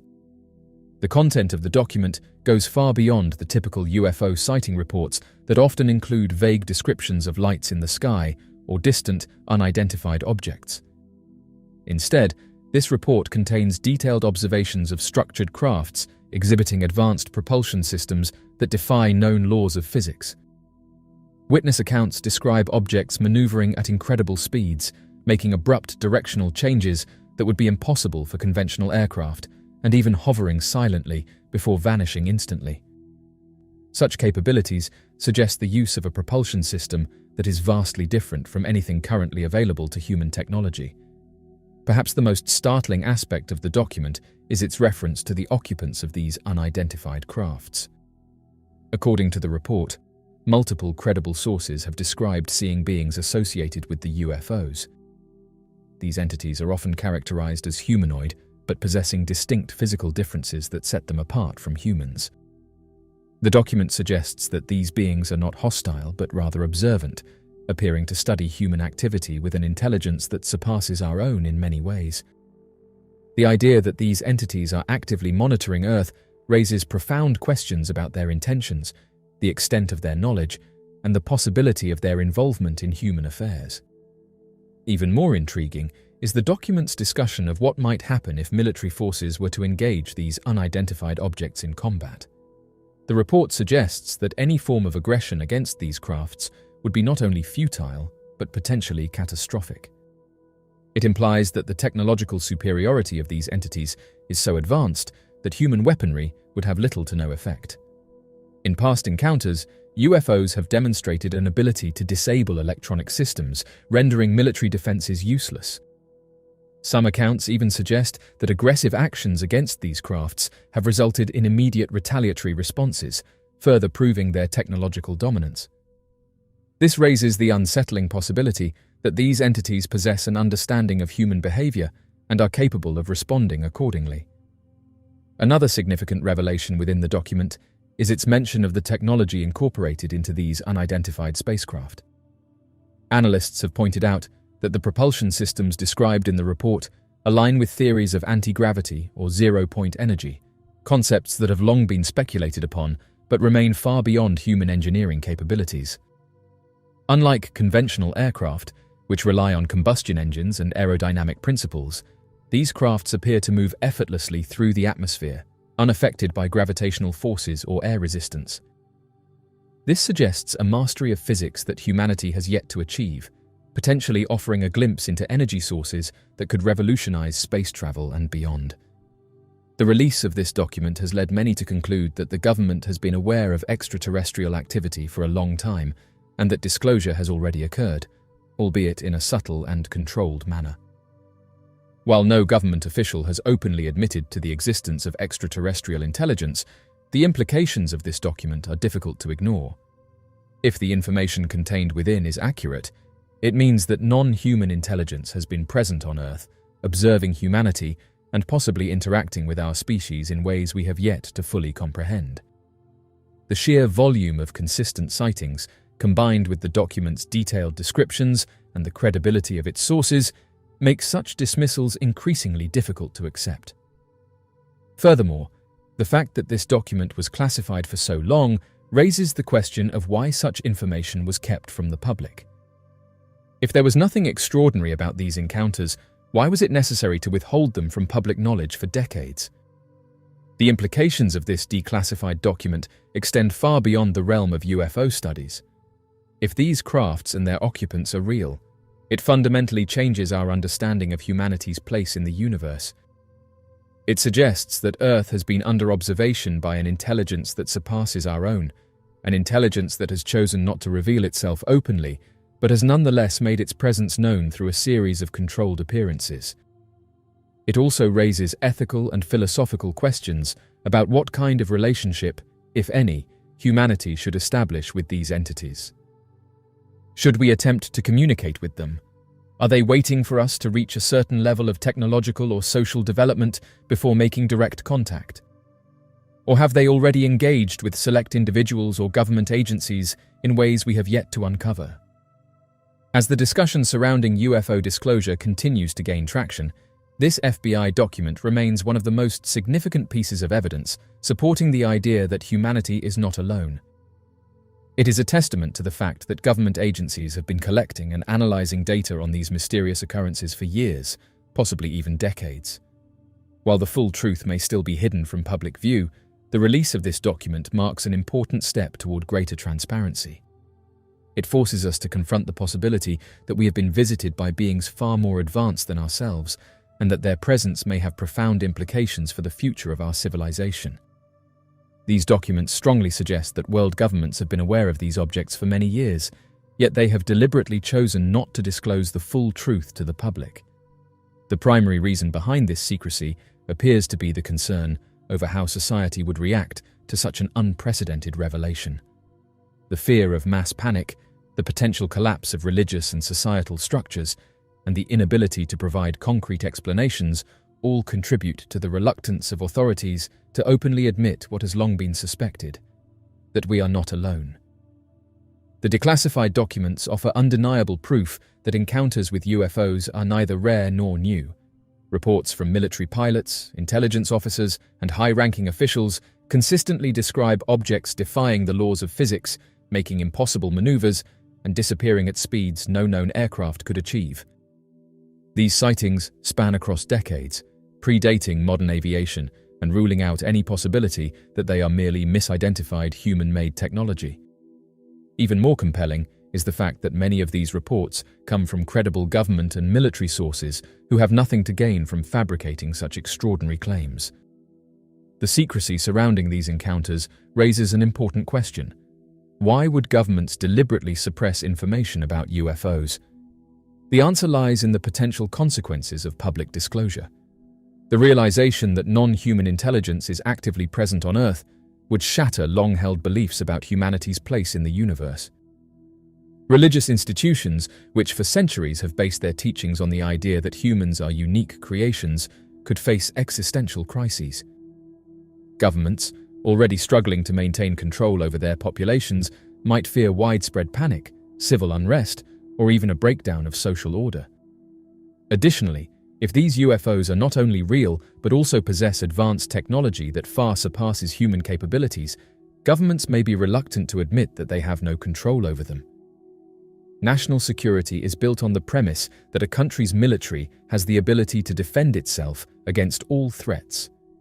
Acknowledging the presence of objects that can outmaneuver fighter jets, disable electronic systems, and evade detection would be an admission of powerlessness. This could not only undermine public trust, but also cause geopolitical instability as nations scramble to understand and potentially replicate this technology. Another reason for the continued secrecy may be that certain world powers have already made contact with these entities and are withholding that knowledge for strategic purposes. If a government had access to extraterrestrial technology, even in a limited capacity, it would be a game changer for defense, space exploration, and energy production. The potential to reverse engineer UFO propulsion systems, which appear to operate on principles beyond human physics, would provide an unprecedented technological advantage. Keeping such advancements classified would allow certain nations to maintain superiority, while ensuring that the general public remains unaware of what is truly possible.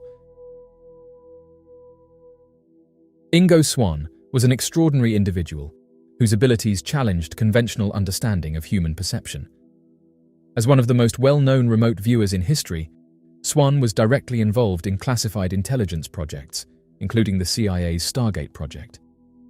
His work with the agency led to remarkable revelations, particularly regarding the dark side of the moon.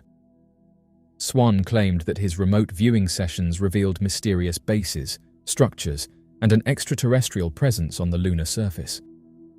When the CIA declassified documents related to the Stargate project, Swann's involvement was confirmed, cementing his legacy as a pioneer in the field of remote viewing and expanding the discussion on extraterrestrial activity beyond Earth.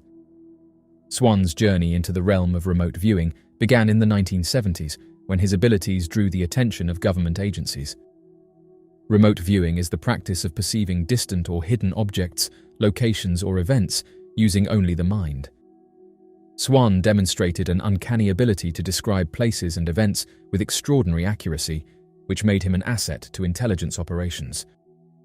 Recognizing the potential military and strategic applications of this ability, the CIA recruited Swann to participate in experiments designed to assess and harness his talents for classified missions.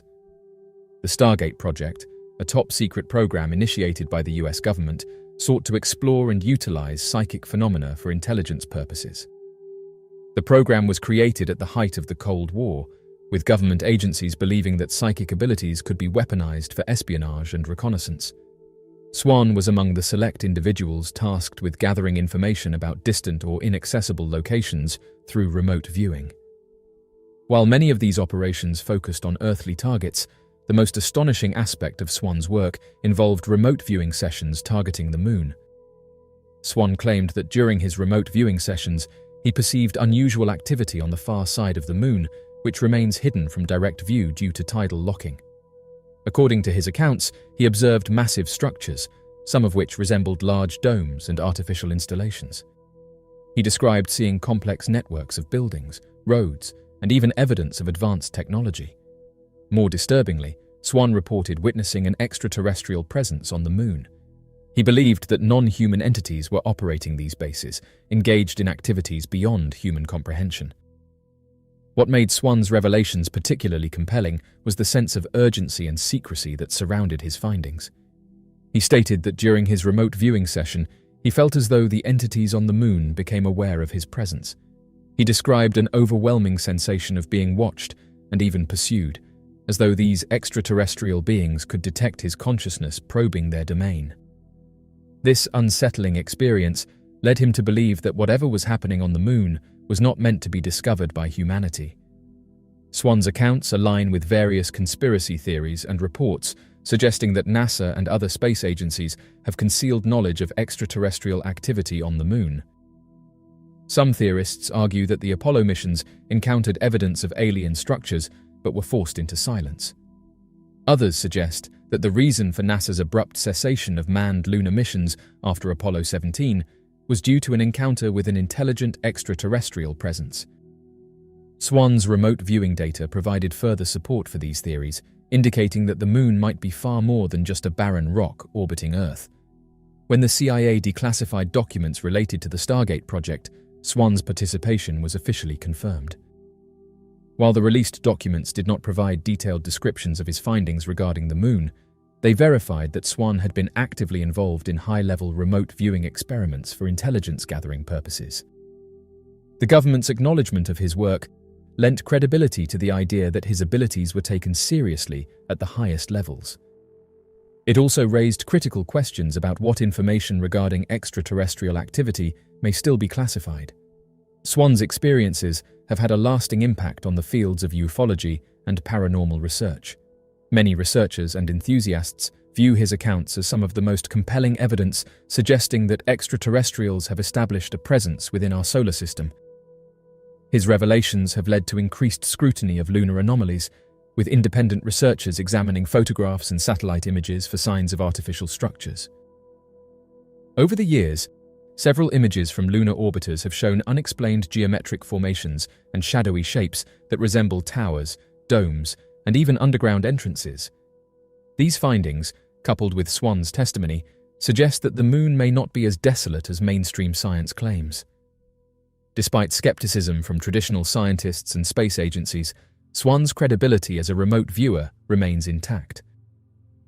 Many of his other remote viewing sessions, including descriptions of classified Soviet facilities, were later verified as accurate.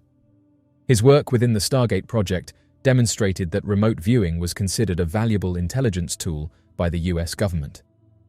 If his abilities were trusted to gather sensitive information on Earth, it stands to reason that his findings regarding the moon should not be dismissed without further investigation. Swann's revelations also raise deeper philosophical and existential questions about humanity's place in the cosmos. If intelligent life is operating on the moon, what is their purpose? Are they observers, guardians, or something else entirely? If governments have known about these extraterrestrial bases, why has this information been withheld from the public? These questions remain unanswered, but Swann's accounts suggest that the truth is far more complex than we have been led to believe. As humanity prepares for a return to the moon with upcoming Artemis missions and potential lunar colonization, the revelations of Ingo Swann take on new significance. If there are indeed structures and extraterrestrial activity on the moon, future astronauts may soon be faced with encounters that challenge our understanding of reality. Swann's work suggests that we may not be alone in our celestial neighborhood, and that the moon holds secrets that could redefine our view of the universe. The story of Ingo Swann is one of intrigue, secrecy, and revelation. His remote viewing sessions, confirmed by the CIA's declassified documents, indicate that the US government actively explored non-traditional intelligence-gathering methods, including investigating extraterrestrial activity on the moon.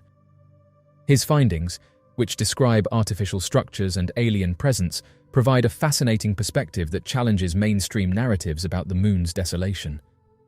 Whether viewed as groundbreaking truth or unsettling mystery, Swann's legacy continues to inspire those seeking answers about the hidden forces shaping our universe.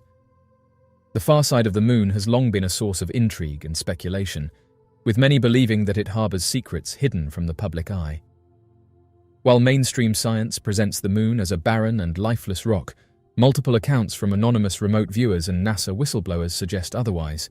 These individuals claim that mysterious bases, artificial structures, and even extraterrestrial activity exist on the moon's hidden hemisphere.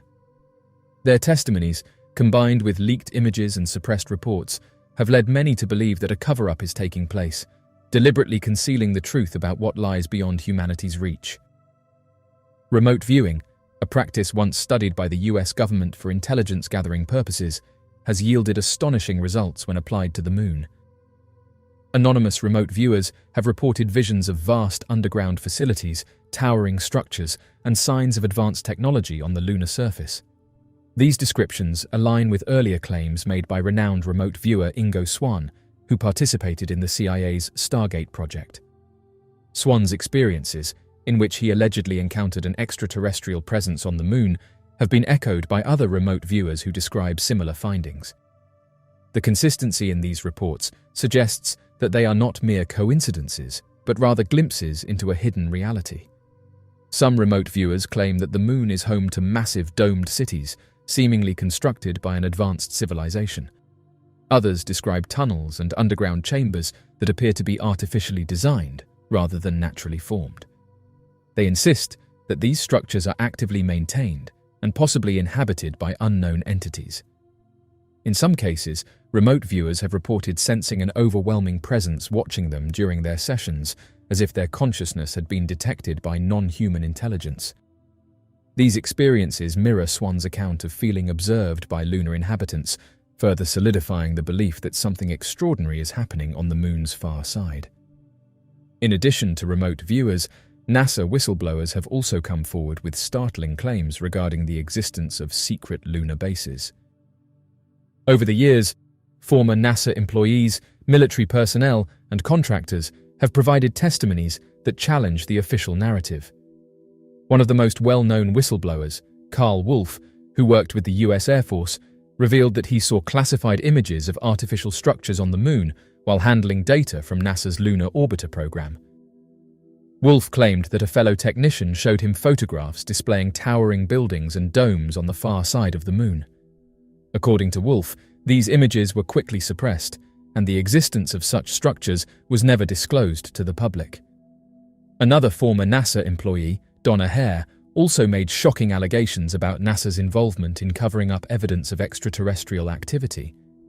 Hare, who worked as a photo technician for NASA contractors, stated that images containing UFOs and unusual structures were routinely edited before being released to the public. She revealed that astronauts and personnel were sworn to secrecy regarding what they had seen, reinforcing the idea that NASA actively conceals information about what truly exists beyond Earth. Hare's statements align with those of other whistleblowers who claim that significant discoveries about the moon have been deliberately hidden. One of the most compelling pieces of evidence supporting the cover-up theory is the abrupt end of manned lunar missions after Apollo 17 in 1972. NASA had originally planned additional Apollo missions, yet these were cancelled without clear explanation. Some theorists argue that this decision was not due to budget constraints, as officially stated, but because astronauts had encountered something on the moon that made further exploration too dangerous. Reports suggest that during the Apollo missions, astronauts witnessed unexplained craft monitoring their activities and were even warned to leave the moon. If these accounts are true, it would explain why humanity has not returned to the lunar surface in over 5 decades. Leaked NASA images and satellite photographs have further fueled suspicions about a lunar cover-up. Over the years, researchers analyzing high-resolution moon images have pointed out unusual structures that appear artificial in nature.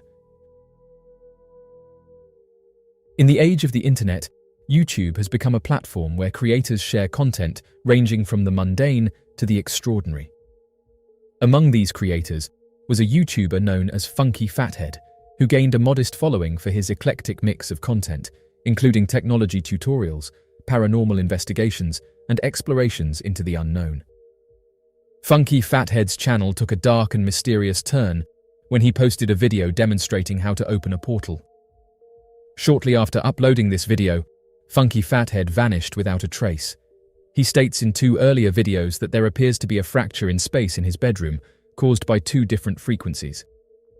He blends the 2 frequencies in his most current video, displaying what seems to be a Sedona doorway. He was known for his mysterious videos, often pushing the boundaries of conventional knowledge. In one of his final videos, he claimed to have discovered a method to open a portal using specific frequencies and a generator. In the video, Funky Fathead explained that he had stumbled upon ancient texts and modern scientific theories, suggesting that certain sound frequencies could alter the fabric of reality. He demonstrated how to use a generator, showing viewers the specific frequencies needed to create what he described as a resonant field capable of opening a portal. As the tones played, the camera captured strange visual distortions. The room appeared to shimmer, and objects near the tone generator seemed to vibrate. Toward the end of the video, a small portal appears to open. Following the upload of his final video, the user vanished. Concerned fans and fellow YouTubers attempted to contact him, but received no response. His social media accounts went silent, and repeated efforts to locate him through official channels yielded no results. News organizations reportedly tried to get in touch with him, but were unable. Researchers studying the paranormal have suggested that he might have been singled out and instructed to cease publishing because of the mysterious portal that he purportedly established in his video. One commenter noted that even if the videos were fake, they still got people interested in the topic, which might have been the reason for his disappearance. Strangely enough, many people have vanished over the years after being open and discussing these subjects. This has led some to speculate that there may have been involvement from higher powers. The most sensational theory is that Funky Fathead successfully opened a portal and stepped into another dimension. Supporters of this theory argue that the visual and audio phenomena captured in the video provide compelling evidence that he managed to manipulate the fabric of reality. They suggest that he may be trapped in another realm or exploring an alternate universe, unable to return. Skeptics propose that the video was a cleverly crafted hoax, using digital effects to create the illusion of a portal. They argue that Funky Fathead may have staged his disappearance to generate buzz and intrigue, capitalizing on the viral potential of his video. According to this theory, he could be living under a new identity or planning a dramatic return to the public eye. The disappearance of Funky Fathead, following his mysterious video on opening a portal using a computerized tone generator, remains one of the most strangest stories in the digital age. Whether viewed as a genuine experiment gone awry, a masterful hoax, or a manifestation of personal struggles, the case of Funky Fathead captivates the imagination and challenges our understanding of reality. Did ancient civilizations use sound and frequency to achieve what they did?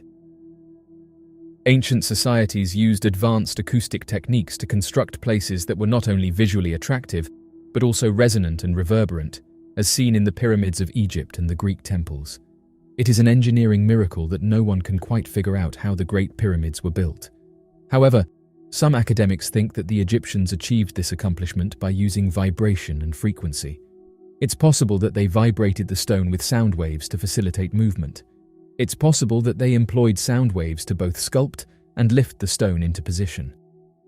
All things in the cosmos have a unique vibration or frequency, according to the ancient Egyptians, and everything is connected. In addition, they thought that these frequencies might be utilized for communication, healing, and perhaps physical world manipulation. They thought they could harness the power of the universe by comprehending its vibrations. The sound chambers are one of the Great Pyramid's most fascinating elements. These chambers have special acoustic qualities and are situated far within the pyramids. These chambers have a distinctive echo that is produced when sound is made inside of them. According to some experts, the Egyptians might have performed ritualistic acts like singing or chanting in these chambers. There are significant parallels between the Egyptian knowledge of frequency and vibration and many contemporary applications. The foundation of both is the idea that everything in the cosmos vibrates at a particular frequency. Both think that these holy frequencies can be utilized to communicate, heal, and even control the material world. Both hold that we can harness the power of the universe by comprehending its vibrations. The idea that frequency and vibration could have been used in ancient construction is rooted in the principles of physics and acoustics. Modern science has demonstrated that sound waves can exert force and manipulate objects under certain conditions. Acoustic levitation involves the use of high-frequency sound waves to create standing waves that can lift and suspend objects in the air. This phenomenon occurs when sound waves create regions of high and low pressure, effectively counteracting gravity. While modern acoustic levitation typically involves small objects, some researchers speculate that ancient cultures might have developed techniques to scale up this process for larger stones. Resonance is another principle that could have been harnessed by ancient builders. When an object vibrates at its natural frequency, it can achieve resonance, leading to amplified vibrations.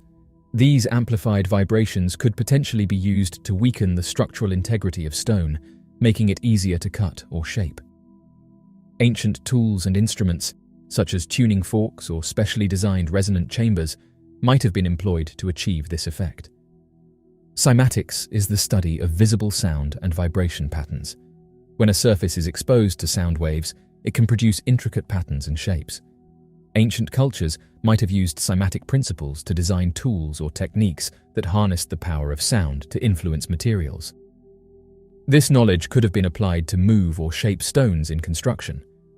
The theory that ancient cultures used frequency and vibration in construction has broader implications for our understanding of ancient technologies and knowledge systems. It challenges conventional views of ancient engineering and suggests that these cultures might have had access to sophisticated techniques that have been lost or forgotten over time. If ancient builders did indeed use sound and vibration, it would require a re-evaluation of their technological and scientific knowledge. This perspective highlights the possibility that ancient cultures possessed advanced understanding of acoustics, physics, and materials science. It also underscores the importance of interdisciplinary research in uncovering these lost technologies. Exploring ancient techniques involving frequency and vibration can inspire modern engineering and architectural practices. Understanding how sound and vibration can manipulate materials might lead to innovative construction methods, reducing the need for heavy machinery and lowering environmental impact. Additionally, these principles could be applied in other fields, such as medicine and manufacturing, to develop new technologies. This United States program spent millions of dollars investigating stargates and wormholes. The history of the United States is intriguing.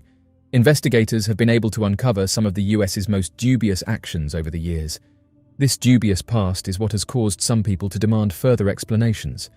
You only discover that reality is stranger than fiction when you begin looking into and studying some of these investigations that they conducted.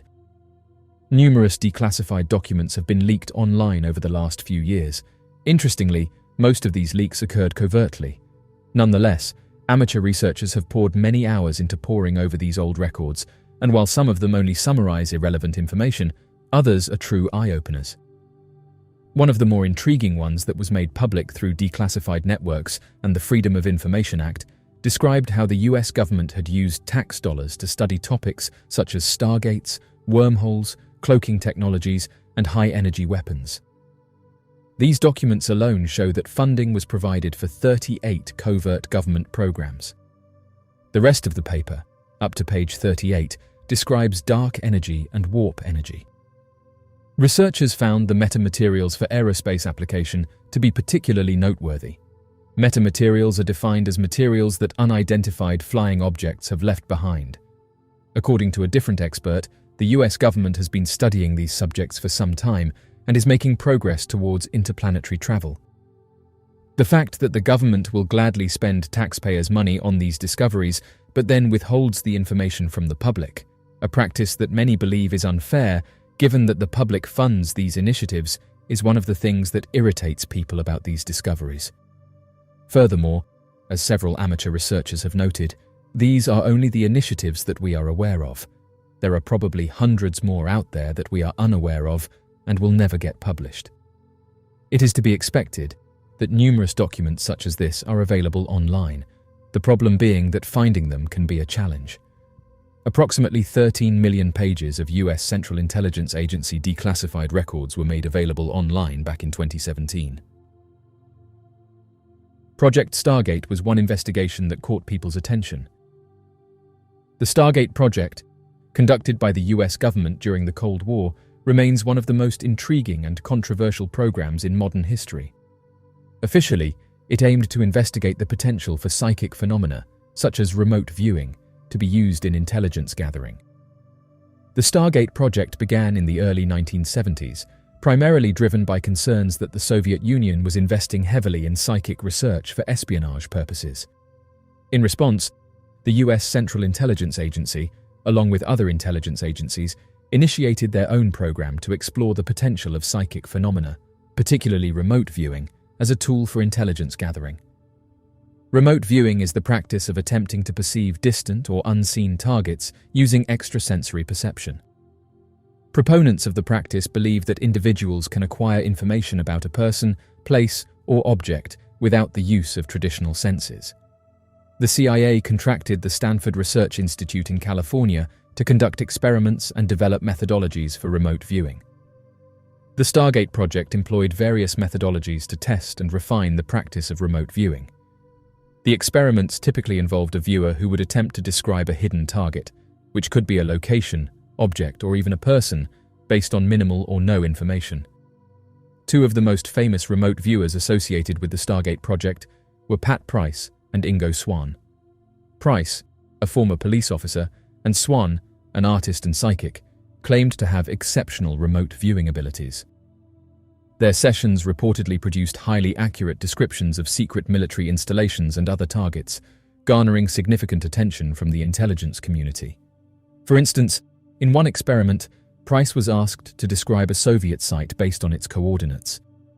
He provided detailed descriptions of the layout and activities within the site, which were later corroborated by satellite imagery. Similarly, Swann's remote viewing sessions included detailed sketches and descriptions that aligned with known details of the target locations. The experiments were conducted under controlled laboratory conditions to ensure the validity of the results. Double-blind protocols were used, where neither the remote viewer nor the experimenters knew the target in advance. These measures were intended to eliminate bias and chance as explanations for the remote viewer's successes. As mentioned, the United States swiftly funded and launched Project Stargate out of concern that the Soviet Union had discovered a new kind of spiritual technology. The program's specific goals included studying the phenomenon of remote viewing and employing psychic soldiers to gather data from various locations on Earth without physically being there. In 1972, the Stanford Research Institute, based in Menlo Park, California, started conducting research on remote seeing. Before someone could be admitted into the study, the principal researchers, Harold Puthoff and Russell Targ, stipulated that their estimates had to be accurate to a minimum of 65%. They also claimed that many of the participants fared better than this threshold, albeit not all of them were perfect. Rosemary Smith, a psychic involved in the operation, was able to identify a lost Soviet spy plane in 1976, shortly after it started. Over time, the crew also received claims of returned high-value targets. Due to claims that the research group's findings were accurate because of independent detective work done outside of its purview, the CIA administration cancelled Project Stargate in 1995 due to advancements in satellite and surveillance technology. The CIA believed the project was a publicity stunt. In spite of this, many people think that the project continued and that this technique is still in use today. Though such subjects may seem utopian, we have evidence of their existence, and the government agency was sufficiently convinced of them to commit hundreds of millions of dollars to the programs. We will never be able to know the result of these trials or what would happen to the individuals who took part. One of the problems people have is trust. For decades, the public has been questioning government officials about these initiatives, and each time they have been questioned, they have denied that they ever occurred. However, it has now come to light that these kinds of projects have been under investigation all along. This is the primary cause of the public's lack of trust in politicians when they discuss these kinds of subjects. A few have even expressed doubts that most of these studies actually came to an end, stating that it is more likely that they were simply renamed under a different project and are probably still being explored today. The vastness and intricacy of our world continue to captivate and bewilder us. With each passing day, we are confronted with astonishing discoveries that serve as a constant reminder of how much more there is to learn about our surroundings. Among the many intriguing phenomena circulating on social media, there is a photograph that has captured widespread attention. It purportedly depicts a colossal object traversing the expansive dunes of the Sahara Desert. The appearance of this enigmatic object has left observers perplexed and questioning the plausibility of such an immense entity journeying across such distances. This remarkable photograph has sparked a multitude of inquiries and speculation. How is it possible for an object of such magnitude to navigate the treacherous terrain of the desert? According to one user's suggestion, the large object in question could potentially be a stone that descended from one of the nearby mountains, thereby resulting in the substantial skid mark observed. However, an interesting point arises when examining the measurements, as the skid mark stretches over an impressive distance of 981 meters. This has raised doubts among some individuals regarding the plausibility of wind being capable of carrying such a massive object for such a considerable distance. The extended length of the skid mark has sparked speculation and prompted further inquiry into the likelihood of atmospheric forces being responsible for its transport. In response to the user's comment, another individual expressed their curiosity about the origin of the object, suggesting the possibility that it may have come from outer space. The observer further speculated that the object in question could potentially be a meteorite, and the visible trail behind it could be attributed to the impact of the object colliding with the ground. This insightful observation leads one to contemplate the fascinating concept of extraterrestrial bodies entering our planet. The notion that this idea is not entirely implausible gains credibility when considering that one of the most ancient meteorites ever unearthed was discovered in the vast expanse of the Sahara Desert. It has been determined by scientists that this extraterrestrial artifact dates back a staggering 4.6 billion years. Other individuals who had the opportunity to observe the photographs put forth more unconventional speculations. They proposed that the object in question could potentially be an advanced aircraft that had encountered a crash landing on the ground. One key observation they made was that the appearance of the object did not resemble that of a typical rock or a component of the surrounding mountains. Their reasoning behind this hypothesis was that something of such magnitude, which left a skid mark stretching over 40 meters, must have possessed considerable dimensions. Interestingly, astute observers pointed out that the starting point of the skid mark exhibited no indications of a mountain or an elevated region. This prompted some to assert that had the object originated from a mountain, there would have been a conspicuous absence of the mountain itself, accompanied by a noticeable gap. It is worth noting that such omissions cannot be detected in any of the photographs. As of right now, these photographs are still generating discussions online, with people confused as to how such a large structure would be able to slide across the Sahara Desert. Those who put forward the idea of the object moving via the use of ice sheets or wet areas should note that on average, the Sahara gets between 0 and 2 inches of rain per year, although some locations can go without rain for several years. Although this explanation may seem like the most likely answer, it's unlikely that such a large object would be able to move across the sands of Egypt with so little water. Even this theory is disputed among researchers, with some saying that more data is needed, and noting that the stones that have been moved via water are very small, under 20 inches in diameter. The object just photographed in the Sahara Desert measures in at over 84 meters in length. As some have pointed out as well, let's say that this object is a rock. Natural crushed rocks that measure between 10 and 20 inches weigh approximately 1.1 tons per cubic meter, with solid rock measuring in at 2.5 to 3 tons per cubic meter. One individual expressed their curiosity by stating the following: "While I do not necessarily propose a mysterious explanation, it is baffling to consider how an object of such considerable size could be displaced solely by wind or rain. Moreover, there is no mountain in proximity from which this object could have toppled. If the object had originated from the opposite side, where observable mountains exist, we could possibly attribute it to a substantial rock. However, this still does not account for the peculiar occurrence of a rock of such magnitude sliding across thousands of meters on sand. It is one of those perplexing circumstances that becomes increasingly bizarre the more one contemplates it." End quote. It is not uncommon for rocks to exhibit independent movement, and although the sliding rocks in Death Valley are not comparable in size to the aforementioned object, they represent a peculiar phenomenon that has been observed exclusively in this geographical location. The enigmatic Death Valley sailing stones have captivated researchers as they manifest the ability to initiate motion and leave marked trails across the smooth valley floor, all without any apparent human or animal involvement. This intriguing behavior occurs at various times throughout the day, with the rocks commencing their displacement and imprinting long tracks that can stretch over considerable distances or even abruptly change direction by executing a complete turnaround or making precise 90-degree turns. The scientific community has proposed multiple hypotheses to explain this mystifying rock movement.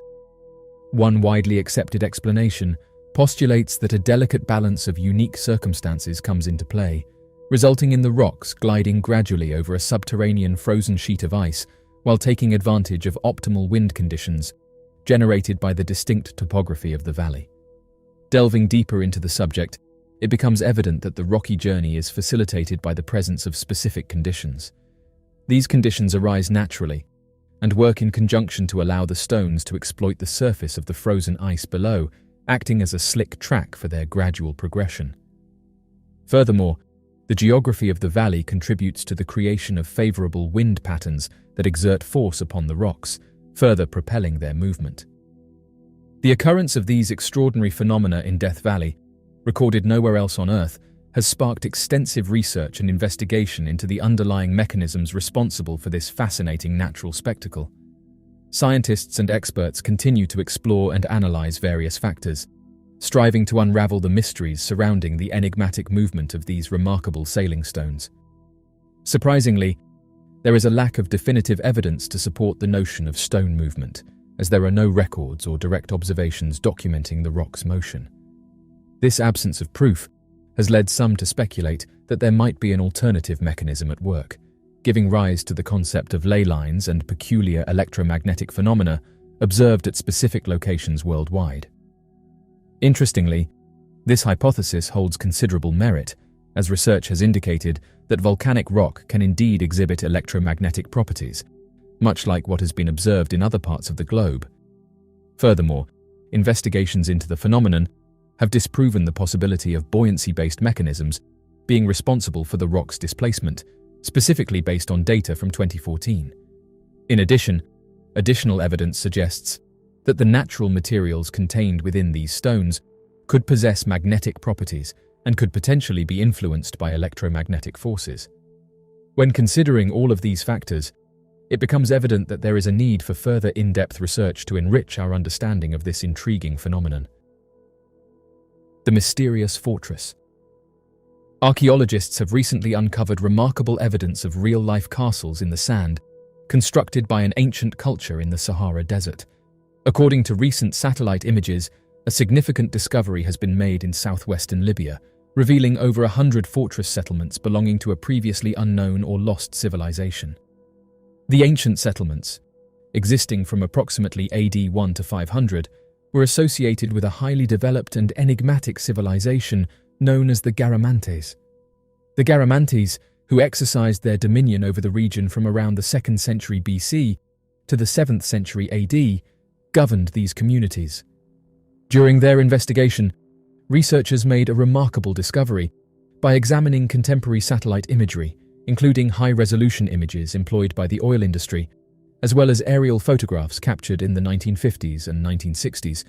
These findings unveiled the presence of fortified settlements, towns, villages, and agricultural lands belonging to the ancient Garamantes civilization.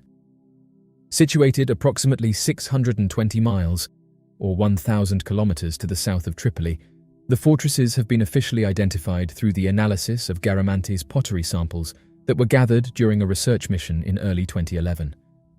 Project leader David Mattingly, hailing from the esteemed University of Leicester in the United Kingdom, expressed his deep astonishment at the remarkable level of preservation observed within the ancient mud brick compounds.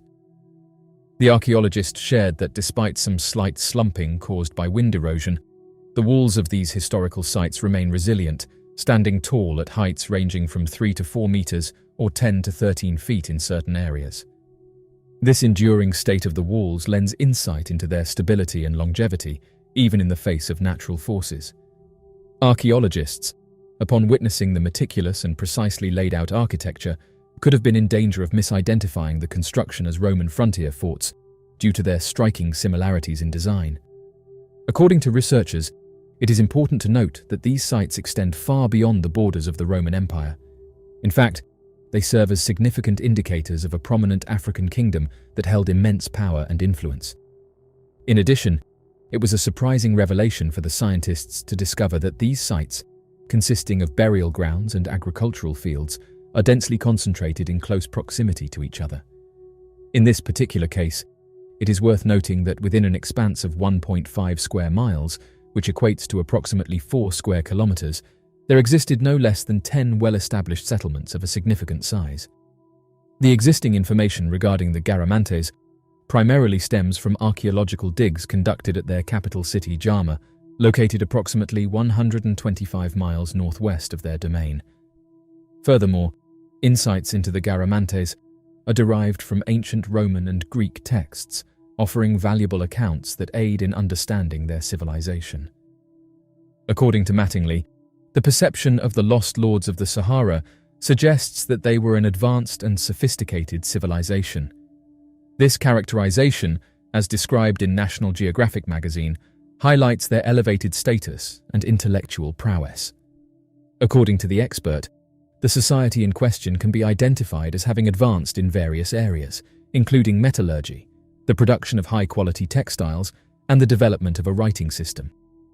These significant indicators suggest the presence of a well-organized and highly structured state-level society. According to Philip Kenrick, an archaeologist from the University of Oxford who was not involved in the new research, the heritage authorities in Libya, plagued by a lack of funds, have been unable to carry out field research, resulting in a significant gap in our understanding of the ancient civilization. This financial constraint has hindered their ability to delve deeper into the knowledge and exploration of this rich historical legacy. The recently discovered archaeological findings serve as a profound testament to the ingenious irrigation methods employed by the ancient civilization of the Garamantes. According to the project leader Mattingly, the region under consideration is characterized by a profoundly arid environment found in the Saharan desert, known as hyper-arid. The Garamantes, an ancient civilization, ingeniously tapped into prehistoric water sources by constructing elaborate underground canals. These canals served not only as a means to extract water, but also as a method to cultivate a diverse range of crops. The Sumerian civilization, nestled in the fertile lands of Mesopotamia, is renowned for its pioneering contributions to human history. Among its many achievements, the Sumerians left behind intricate carvings and artifacts that offer tantalizing hints of their advanced understanding of various aspects of life. A subject of intrigue and debate in recent times has been the presence of what appear to be timekeeping devices, often referred to as Sumerian watches, depicted in these ancient carvings. Intriguing carvings and depictions found in Sumerian artifacts have captivated researchers and enthusiasts alike. Among these carvings, some appear to portray what modern eyes might interpret as wristwatches. These objects, nestled on the wrists of various figures, stand out as anomalies within the context of ancient Mesopotamia. The Sumerians were renowned for their advanced understanding of various scientific, mathematical, and astronomical concepts. They were early architects of complex mathematics, the cuneiform writing system, and even the concept of the 60-minute hour. However, the existence of wristwatch-like devices raises questions about their potential knowledge of timekeeping mechanisms that would seem technologically incongruous for their era. In the carvings, individuals are depicted with cylindrical objects resembling modern wristwatches on their wrists. These objects display circular shapes and are accompanied by peculiar appendages that suggest possible crowns or dials. The specificity of their placement and design has led to speculation that these depictions could indeed represent timekeeping devices of some kind. While the idea of wristwatches in ancient Mesopotamia may seem anachronistic, it's important to remember that ancient civilizations had various means of measuring time, often using sundials, water clocks, and celestial observations. The Sumerians, with their advanced knowledge of astronomy, might have devised mechanisms to track time with impressive accuracy, even if they differ significantly from modern wristwatches. Some scholars argue that the wristwatch-like objects may not have been intended to represent functional timekeeping devices. Instead, they suggest that these objects could carry symbolic or ritualistic significance. In ancient cultures, time was often intertwined with religious and cosmic beliefs, and the depiction of these objects could have carried deeper meanings related to the passage of time and the cosmos. The presence of these wristwatch-like objects highlights the complexity of Sumerian culture and the intricacies of their artistic representation. Whether the carvings truly depict timekeeping devices or not, they provide a unique window into the Sumerian perception of time and the objects they associated with it. The depiction of wristwatch-like objects on Sumerian carvings remains a subject of intense debate. Skeptics argue that these objects could be simple adornments, amulets, or representations of tools unrelated to timekeeping. Furthermore, they point out the limitations of Sumerian technology in producing actual wristwatches as we understand them today. The presence of Sumerian watches on ancient carvings invites us to reflect on the challenges of interpreting artifacts from bygone eras. It underscores the delicate balance between recognizing the sophistication of ancient civilizations and avoiding the imposition of modern perspectives onto their achievements. Regardless of whether the wristwatch-like objects were functional timekeeping devices, symbols of cosmic significance, or artistic renderings, they serve as a reminder of the mysteries that linger in the shadows of ancient history. These enigmatic carvings compel us to continue our exploration of the Sumerian civilization, its beliefs, and its contributions to human progress. The Sumerians' knowledge of the cosmos. The clay disc contains a star map from ancient Sumerian civilization. The ancient Sumerians had a certain level of astronomical knowledge, as seen in their records. Unfortunately, much of this knowledge has been lost over time, and only a few fragments remain to give us a glimpse into their understanding of the universe. The Babylonian astronomical knowledge, in comparison to the later standards of Babylonian astronomy, seems relatively rudimentary. Ancient clay tablets from Babylon that have withstood the test of time since the beginning of Mesopotamian civilization document the earliest recorded instance of a total solar eclipse observed in Ugarit. The majority of our knowledge regarding their involvement in ancient astronomy comes from the Babylonian culture, which indirectly transmitted this information. In early Babylonian records, Sumerian star names are used, indicating the existence of a shared body of knowledge that was passed down through generations. A Sumerian seal depicts the sun positioned in the middle of 11 celestial objects. The Sumerians appeared to possess knowledge of the heliocentric nature of the solar system. Within certain tablets, they documented the presence of 11 celestial bodies or planets. The celestial bodies known as planets and moons, traditionally totaling 9 planets and 2 moons, have been observed. However, there is some uncertainty surrounding the exact composition and understanding of these bodies in relation to their rotation around the sun. A 12th celestial object has been discovered outside of our solar system. Scientists are currently engaged in the endeavor of identifying an entity that potentially exists in an orbit beyond the outer planets of our solar system. The knowledge of our solar system was already present among the Sumerians, who lived about 3,000 years before the ancient Greek astronomers. They recorded their understanding of the solar system on clay tablets, using cuneiform writing and illustrations. This information predates the ancient Greeks' knowledge of the subject by several millennia. The Sumerian civilization is widely regarded as the birthplace of human civilization and is recognized as the oldest in human history, with a history that dates back more than 8,000 years. This ancient settlement and civilization emerged in the region known as Mesopotamia, which encompasses present-day Iraq, parts of Iran, Anatolia, and Central Asia. The Sumerians had a highly developed culture and society, encompassing a well-established government, educational institutions, social structure, reliable food sources, religious beliefs, artistic expression, advanced mathematics, astronomy, astrology, medicine, various technologies, and numerous significant innovations.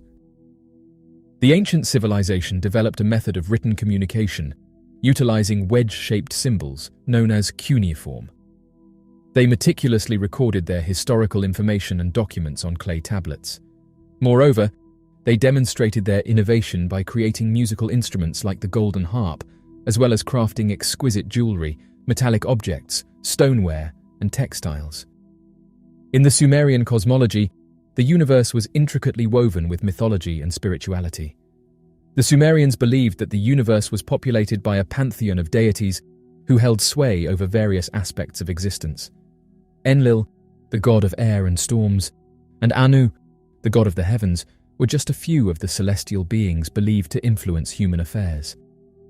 The Sumerians closely observed the movements of celestial bodies, attributing significance to their positions in the sky.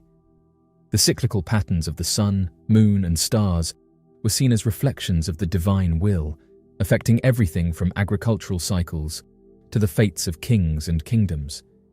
The celestial bodies were considered divine messengers, carrying messages from the gods to the earthly realm.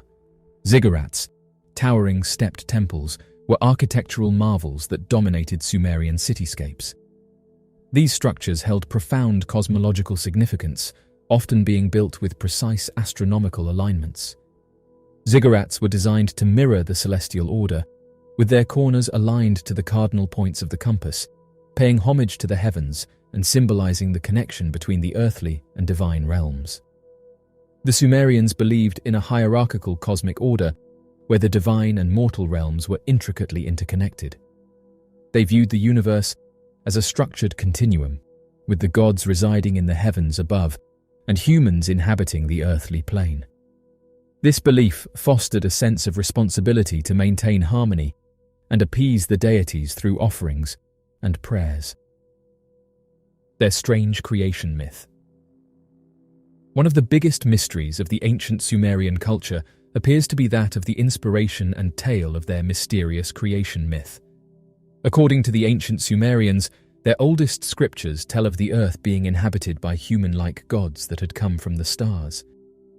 These beings made attempts to make the world habitable and quickly began to toil the soil and mine the world for minerals that could be used. After a while, the gods referred that their labor was too great and refused to have to work at such an impossible task on their own. This led to one of the gods proposing to create human beings that could be made in their likeness using the body of another god of whom they could force to work to gather minerals and toil the ground. Originally, the humans that had been created were unable to reproduce and have children, as the gods were fearful of them multiplying. However, this quickly changed after two gods granted humans the ability to reproduce, allowing them to also leave the Eden they inhabited, a land that is translated to mean a flat terrain.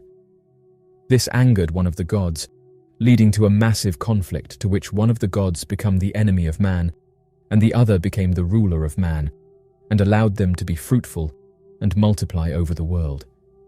These terms of modifications, creation, and the formation of an Eden have left many wondering instead that perhaps these ancient biblically similar accounts are evidence of advanced beings having genetically created and modified humans as a labor force, only to be given equal rights and abilities that have slowly evolved. The mysterious origin of their language.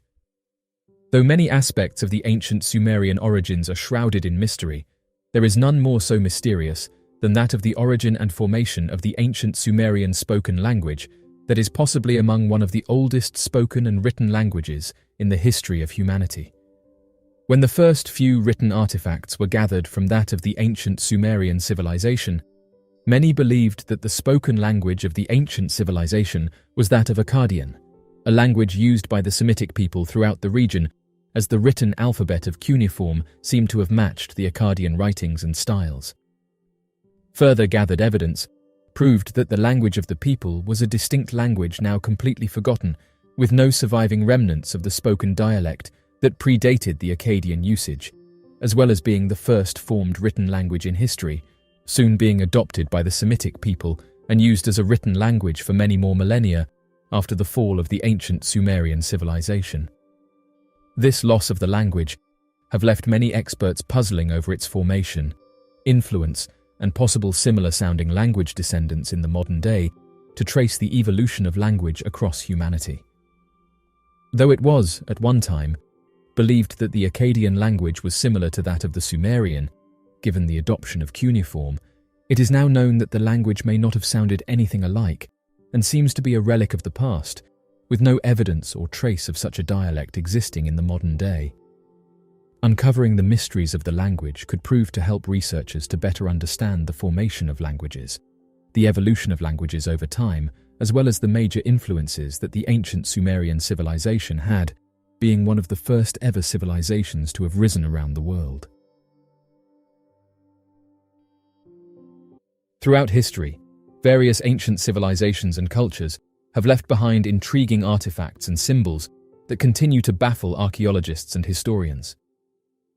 One enigmatic motif that has captured attention is the depiction of a handbag in ancient carvings, sculptures, and artworks found across different countries and cultures. Interestingly, a man came forward and said that he discovered one of these handbags in the Middle East. He went on to detail that he's a digger that looks for ancient artifacts, and notes that many of his discoveries have been sent to museums across the world. He shared this photograph with us, saying that it was his most recent discovery and that it closely resembled those handbags that can be seen in ancient Sumerian carvings. The man said that the handbag is a symbol characterized by its distinct shape and handle, and has been discovered in diverse regions and time periods. From ancient Egypt to Mesopotamia, from Mesoamerica to Easter Island, representations of this enigmatic object have been unearthed, suggesting a shared significance across vast distances and cultural boundaries. The handbag appears in reliefs, statues, and hieroglyphs, raising questions about its symbolic meaning and potential cultural exchange. Oddly enough, he said that when he discovered this artifact, someone approached him about buying it. He found this strange, as at the time he didn't tell anyone about the discovery, and found it odd how this individual knew about this object. The digger said the man was very keen to buy it, and asked whether anyone had seen it, at which point he said that he hadn't shared any photographs of it. What the man found strange about this individual was how badly they wanted this artifact, and the digger said that to this day, this was the most expensive item he sold, saying that the mysterious individual gave him tens of thousands of dollars for it. When the digger asked the man about his name and where he was from, he said that the strange individual ignored him, but did say that before he left, the man said that if he found any more of these items, that he would be in contact. The digger found this strange, as he had never seen this man before and couldn't understand where he came from and how he knew about this discovery. Luckily enough, the digger had taken some photographs of the objects shortly before he was approached and was able to share them with us. As of right now, the digger is baffled by the experience and couldn't understand why the man wanted the object so desperately. He didn't take a photograph of him, but did describe him as being very tall, wearing a black suit with black shoes and talking in a very monotone voice. He said that he's never seen the man before and that he didn't blend in with anyone from the area. The digger said that he has no idea where the artifact was taken or whether it was purchased by a museum or for himself. Scholars and researchers have proposed various interpretations for the handbag symbol. Some believe it represents a vessel of power or knowledge carrying the secrets of ancient civilizations or spiritual wisdom. Others associate it with the concept of rebirth, symbolizing the journey of the soul or the transition between different realms. The handbag has also been linked to prosperity, suggesting a connection to rituals or beliefs related to sustenance and growth. The presence of the handbag symbol across different cultures and geographical locations highlights the possibility of cross-cultural connections and exchanges in ancient times. It suggests that ancient civilizations might have shared ideas, concepts, or even physical artifacts through trade routes, migrations, or cultural interactions. The symbolic journey of the handbag implies a common thread that unites seemingly disparate cultures in their understanding of the world and its mysteries. The handbag symbol has sparked numerous theories and speculations. Some propose advanced influence, suggesting that ancient civilizations received advanced knowledge or technology from otherworldly beings. Others interpret it as a symbol of a lost civilization or an ancient global culture that predates known history. However, these theories remain speculative, and further research and archaeological evidence are necessary to provide conclusive explanations. The enigmatic handbag symbol found in ancient carvings across cultures and countries continues to captivate the imagination and provoke questions about our shared human experience. Its presence suggests a common language of symbolism that transcended time and geographic boundaries. While interpretations vary, the handbag remains a potent symbol representing mystery, power, and hidden knowledge. Unraveling its true meaning requires interdisciplinary research, comparative analysis, and a deeper understanding of the cultures that left behind these ancient depictions. The handbag symbol invites us to embark on a symbolic journey, connecting the threads of humanity's past and offering a glimpse into the universal concepts that unite us. The ancient Sumerians, who inhabited the land of Mesopotamia, present-day southern Iraq, between the 4th and 3rd millennia BCE, were a remarkable civilization that laid the foundation for many aspects of human culture and civilization. Central to their worldview was a diverse pantheon of gods and goddesses, each associated with different aspects of life, nature, and the divine order. The Sumerian pantheon was a complex assembly of gods and goddesses, with each deity holding specific dominion over various realms. Among the prominent deities were Anu, the god of the heavens, Enlil, the lord of the air and storms, and Inanna, the goddess of love.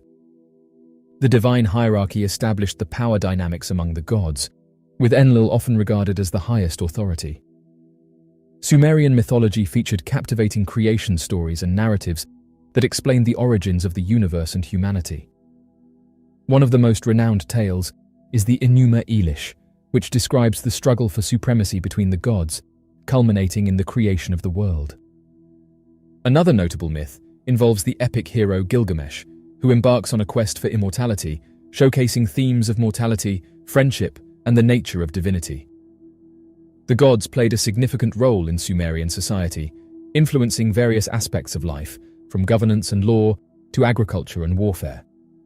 The king, as the representative of the gods on earth, held a sacred role and derived his authority from divine endorsement. Legal codes and administrative systems were established with the gods' guidance, ensuring justice, order, and social harmony. Additionally, the gods were invoked for protection, success in battle, and bountiful harvests. Sumerian religion and mythology had a profound impact on subsequent cultures in Mesopotamia and beyond. One of the most significant contributions of the Sumerians was the development of the first known writing system, known as cuneiform. Using wedge-shaped impressions on clay tablets, Sumerian scribes recorded economic transactions, religious texts, historical accounts, and literature. Cuneiform was a complex system that allowed for the dissemination of knowledge, fostering the growth of literature and the preservation of cultural heritage. The Sumerians established some of the earliest known legal codes, such as the Code of Ur-Nammu and the Code of Lipit Ishtar, which laid the groundwork for later legal systems. These codes emphasized justice, fairness, and the protection of individual rights. Additionally, the Sumerians developed administrative systems, with officials responsible for taxation, record-keeping, and maintaining public infrastructure. These innovations facilitated governance and the efficient management of a growing society. The Sumerians had a rich and complex religious belief system centered around polytheism. They worshipped a diverse pantheon of gods and goddesses, each associated with different aspects of life, nature, and the divine order. Their religious rituals and ceremonies played a vital role in society, ensuring the well-being and prosperity of their communities. The legacy of the Sumerians extends far beyond their own civilization. Their inventions and cultural achievements heavily influenced later civilizations in Mesopotamia and beyond. The cuneiform script spread to other cultures, including the Akkadians, Babylonians, and Assyrians. Legal principles and administrative systems developed by the Sumerians provided a blueprint for future governance structures. Sumerian myths and religious motifs influenced the pantheons and beliefs of subsequent cultures. The Sumerians laid the groundwork for the development of urbanization, agriculture, and complex social structures, leaving an indelible mark on human history. The Sumerians harnessed their ingenuity to improve agricultural practices and maximize productivity. They constructed intricate irrigation systems, such as canals and dikes, to divert water from rivers and distribute it to their fields. This allowed for year-round cultivation, enhancing crop yields and supporting a growing population. The use of the plough, pulled by oxen, revolutionized farming by facilitating efficient tilling of the soil and preparing it for planting. The Sumerians were skilled in working with metals, particularly copper and bronze. They developed techniques to extract and refine these metals, enabling the production of tools, weapons, and decorative objects. Copper and bronze alloys were employed in the creation of intricate jewelry, statuettes, and ornamental items, showcasing the Sumerians' artistic sensibilities and craftsmanship. The Sumerians recognized the importance of transportation and trade for their expanding civilization. They constructed road networks connecting various city-states and established river trade routes, utilizing boats and barges to transport goods along the Tigris and Euphrates rivers. Their mastery of watercraft allowed for efficient movement of goods, facilitating trade with distant regions and fostering cultural exchange. Sumerian architecture reflected their advanced understanding of engineering principles. They constructed impressive structures using mud bricks, designing multi-story buildings with flat roofs and intricate facades. The Sumerians developed innovative construction methods, including the use of arches, vaults, and buttresses, which provided stability and allowed for the construction of monumental edifices such as ziggurats and city walls. The disappearance of Fariba Ammani. The mysterious disappearance of Fariba Ammani has gripped the hearts and minds of people around the world, leaving a trail of unanswered questions and speculation in its wake. Fariba Ammani, an Iranian-American woman, vanished without a trace on December 24, 2009, under circumstances that continue to baffle investigators and haunt her loved ones to this day. Fariba Ammani was concerned about going on a cruise with Ramiz Golshani, her partner. Her family claims that the 47-year-old only wanted to travel since the trip was paid for in advance. After the pair got home, it's claimed that Ammani was having second thoughts about the relationship. Somewhere between the Bahamas and Florida on February 29, 2012, the Canadian woman vanished from the ship. According to her boyfriend, nothing about their cruise trip looked out of the ordinary. He said to detectives that he spotted his girlfriend outside a duty-free store at around 1 a.m. Golshani says that after going to bed, he was startled to see that Ammani had not come back to their room. Golshani informed the crew after roughly an hour of searching. Charles Kinnear, president of Celebration Cruise Lines, told news outlets that he returned to the room, went to bed, and claimed that she wasn't there when he woke up, and before deciding to come and tell them, he took some time to stroll around the ship. However, Ammani's family is adamant that she wouldn't have fallen overboard by mistake. Her sister said during an interview that she doesn't think her disappearance was accidental, adding that she couldn't have just stumbled and fallen off board. Her sister also pointed out that she didn't drink. Furthermore, Ammani's relatives disclosed to the public that she was considering ending the relationship with Golshani. Her sister said to news outlets that she believed Golshani was unfaithful to her and that he had a tendency to be quite controlling. Fariba Ammani's family continues to hold out hope for her safe return, but as time passes, the likelihood of finding answers grows increasingly slim. The disappearance of Fariba Ammani remains a haunting mystery, one that has left her loved ones grappling with uncertainty and anguish. Until concrete evidence or information comes to light, the fate of Fariba Ammani will continue to be one of the many unsolved mysteries of our time. The disappearance of Hugh Pham and Hugh Tran. The children of Hugh Pham and Hugh Tran gifted them a cruise for Mother's Day. In May 2005, they sailed on the Carnival cruise ship Destiny, and they disappeared midway between Barbados and Aruba. According to news outlets, they claim that the 49-year married couple had previously triumphed against significant adversity. In the final stages of the Vietnam War, they managed to escape their home country of Vietnam, drift aimlessly for 2 weeks in the South China Sea, and eventually make their way to the United States, where they started a new life. As their son, Michael Pham, told news outlets, they worked very hard since they came to the United States 30 years ago, retired, and lived happily in Southern California, adding that his parents deserved the cruise ship present. However, Hugh Pham, aged 71, and Hugh Tran, aged 67, disappeared off the ship on May 12, 2005. As the ship headed towards Aruba, son Michael Pham told news outlets that his parents vanished from sight, and they left very little trace. He clarified that although there was no sign of the missing pair, searchers had discovered Hugh's handbag, the book she was reading, and the sandals of both the parents. The children of the missing spouses wrote for international cruise victims, accusing Carnival Cruise Lines of being more concentrated on preparing the next day's shore activities than safeguarding important data and proof related to 2 of their missing passengers. In addition, son Michael Pham asserted that the cruise line was unhelpful, and he has recently testified before Congress over the inadequate safety procedures on cruise ships. He told news outlets that they were 2 American citizens living the happiest time of their lives, adding that neither of them had any major health issues nor any personal or financial problems, and they both vanished without a trace or witness. The mysterious disappearance of John Halford. Based on a recent ruling by the High Court, it is now presumed that a man in his 60s, who is a father of 3 and went missing after enjoying drinks on a cruise ship in Egypt, met his demise. John Halford, a resident of Milton Keynes in Buckinghamshire, found himself embarking on an unforeseen solo vacation following the challenges that arose in his 25-year-long marital relationship. High Court Judge Mr. Justice Hayden carefully examined the case during a hearing held in the Family Division of the High Court in London. This occurred when Ruth, the wife of Mr. Halford, requested a declaration of presumed demise in order to establish her legal status. The woman shed tears while presenting her case to the judge, sharing details of the challenges she faced in her marriage, particularly relating to financial issues.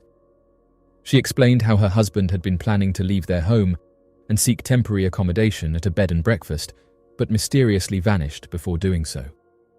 This heartbreaking situation was marked by turmoil. According to her, there was a sense of astonishment surrounding his choice to embark on the expensive expedition worth a significant £6,000 during the spring of 2011.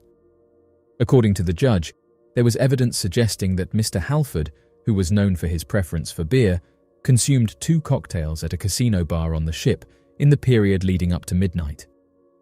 This information sheds light on Mr. Halford's beverage choices and sets the context for his actions. Following his sudden departure, the individual in question mysteriously vanished, leaving behind a plethora of personal belongings within the confines of his cabin. As of right now, his whereabouts remains a mystery. The mysterious disappearance of Rebecca Corriam. The disappearance of Rebecca Corriam, a young British cruise ship staffer from the Disney Wonder on March 22, 2011, remains a mystery to the authorities. Rebecca Corriam, aged 24, vanished out of sight on March 22, 2011. The popularity and revenue of the cruise business have grown steadily since the 1980s, and travelers have been drawn to large, floating, self-sufficient cities that are bound to far-off places for several decades, and there are no signs that this attraction is going away. Rebecca Corriam was a care worker on the Disney Wonder cruise ship when she vanished. Corriam was last seen on CCTV footage. She was dressed in men's clothing, acting extremely agitated, and conversing on an internal phone line in the crew lounge. She was never seen or heard from again after the call ended. Disney employees were notified to search the ship for Corriam when she failed to show up for her morning shift, but they were unable to find her. Then, in an attempt to search the nearby waters, the Mexican Navy and the United States Coast Guard were contacted. However, they were likewise unable to locate Corriam. Rebecca's father, Mike Corriam, claims that Disney ignored protocol and didn't circle the ship to search for his daughter, and he also claims that the personnel from the Navy and Coast Guard were likely searching the wrong region of the sea since they were given the wrong coordinates. The nation where the ship was registered, in this case the tax haven of the Bahamas, was given jurisdiction over the matter under the Flags of Convenience system. Disney got in touch with the Royal Bahamas Police Force to launch an investigation 3 days after Corriam vanished.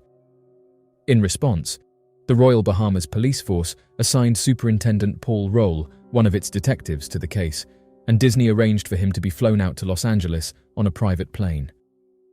When the Wonder came back into port, he spent a day on board questioning 6 of the 950 personnel, but none of the more than 2,000 passengers.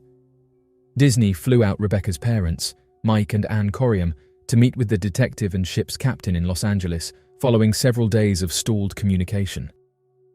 Regarding their daughter who went missing, the family received Disney-style treatment. Ann said that Disney staged everything, saying that passengers exited at the front of the boat and they were driven there in a car with blacked-out windows. They led them into a room where they played Rebecca's CCTV footage, which mostly showed her in good health. The captain of the ship gave the family his assessment of their daughter's destiny while they were on board, and he clarified that it was most likely a stray wave that had carried Rebecca off of Deck 5. Deck 5, which is right in front of the ship's bridge and is surrounded by walls that rise to a height of more than 6 feet, was shown to Mike and Ann. After that, they were shown a sandal that had reportedly belonged to Rebecca and been found on Deck 5 when they were brought to the crew quarters and Rebecca's cabin. The Coriums watched the Disney Wonder depart dock for its next cruise the following day from land. Disney thought the heartbreaking issue should be resolved, and at a ceremony attended by part of the ship's crew, flowers were placed on the spot of the alleged rogue wave mishap on Deck 5, despite the fact that the Royal Bahamas police force case is still under investigation. The Coriums recruited Scotland Yard specialist Roy Ram as a private investigator after being dissatisfied with Disney's explanation for their daughter's disappearance. They also enlisted the assistance of Chester MP Chris Matheson and former Deputy Prime Minister Lord Prescott. What they discovered outside of the formal investigation has unsettling ramifications for Rebecca Corium's potential future. According to Disney's official explanation, Rebecca was swept off Deck 5 by a rogue wave that happened on March 22nd, sometime between 6 and 9 in the morning. However, there are a lot of contradictions in this story. One is that, based on Ram's account, there is no indication of stormy weather in the weather or ocean conditions near Puerto Vallarta, where the ship was located, much less a rogue wave that would need to be about 100 feet high to sweep a person over the 6-foot walls surrounding Deck 5 and overboard. The CCTV footage of Rebecca conversing on an internal phone line at the time of her last known sighting is the main physical piece of evidence in Rebecca's disappearance. Ram's research revealed that the location and timing of the CCTV film had been chopped out. Disney claims that the CCTV film was taken indoors on Deck 5, not far from the location where Rebecca is said to have been swept overboard. After seeing the undoctored copy, Ram and the other investigators discovered that the tape was really shot on Deck 1, not near the location of Rebecca's purported accidental disappearance. The family has often been denied copies of this footage. A prominent tangible piece of evidence supplied by Disney involved a purportedly found sandal on Deck 5, allegedly belonging to Rebecca. However, family and crew members maintained that the sandal was the incorrect size and not in Rebecca's design, and it bore the name and cabin number of someone else entirely. Investigative writer John Ronson of The Guardian boarded the Wonder a few months after Rebecca vanished in an effort to unravel the events surrounding the Corium incident. Upon interviewing team members, he discovered dubious and possibly malevolent motives underlying Disney's justification for the Corium case. A crew member revealed that Disney is well aware of the events that transpired and said that everywhere you look, CCTV is installed. The tape is owned by Disney.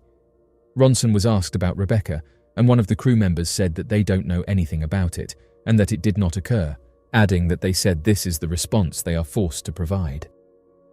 Rebecca was characterized as happy-go-lucky and energetic by her English relatives and acquaintances.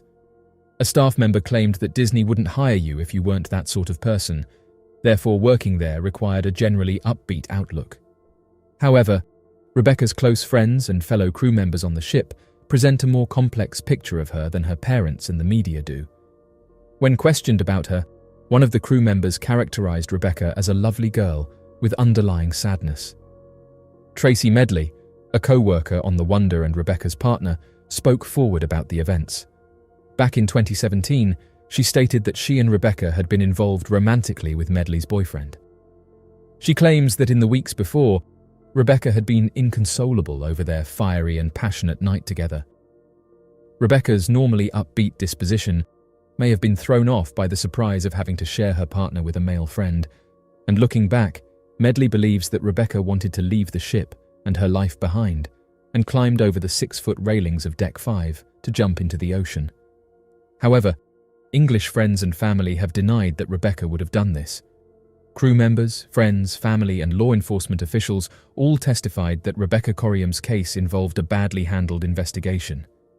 It is objectively difficult to be satisfied with the quality of police work done when there are just 6 officially documented interviews, suppressed evidence, and no forensic investigation. One of Rebecca's closest friends, and the last person on board to see her, gave the BBC his perspective. He said that he never talked to any security or police at all, and added that it is offensive to refer to this as an investigation. A torn pair of shorts was discovered by investigator Ram in 2016 among Rebecca's surviving cabin personal belongings, and this indicated to him and other law enforcement that there had been indications of a struggle prior to her disappearance. The Corium family discovered Rebecca had changed her Facebook login, and there had been action on her bank account some months after she vanished. MP Matheson stated that he believes there's sufficient evidence to indicate that something sinister may have taken place. Friends and relatives are still looking for answers. The disappearance of Annette Mizener. Annette Mizener invited her parents and daughter to go on a complimentary 9-day carnival cruise to the Mexican Riviera after winning a contest. However, on December 4, 2004, just before she was meant to meet her parents for bingo, Mizener vanished, and strange evidence was discovered by witnesses. According to news outlets, Mizener sang a Britney Spears song at karaoke with her kid before making her way to the ship's casino. Mizener intended to arrive before the bingo game began at 10 in the evening in order to secure a good seat. However, she did not appear. A crew member also stated over the intercom that they had located the Wisconsin woman's handbag next to a railing on the lower deck, just as her worried parents were beginning to look for her.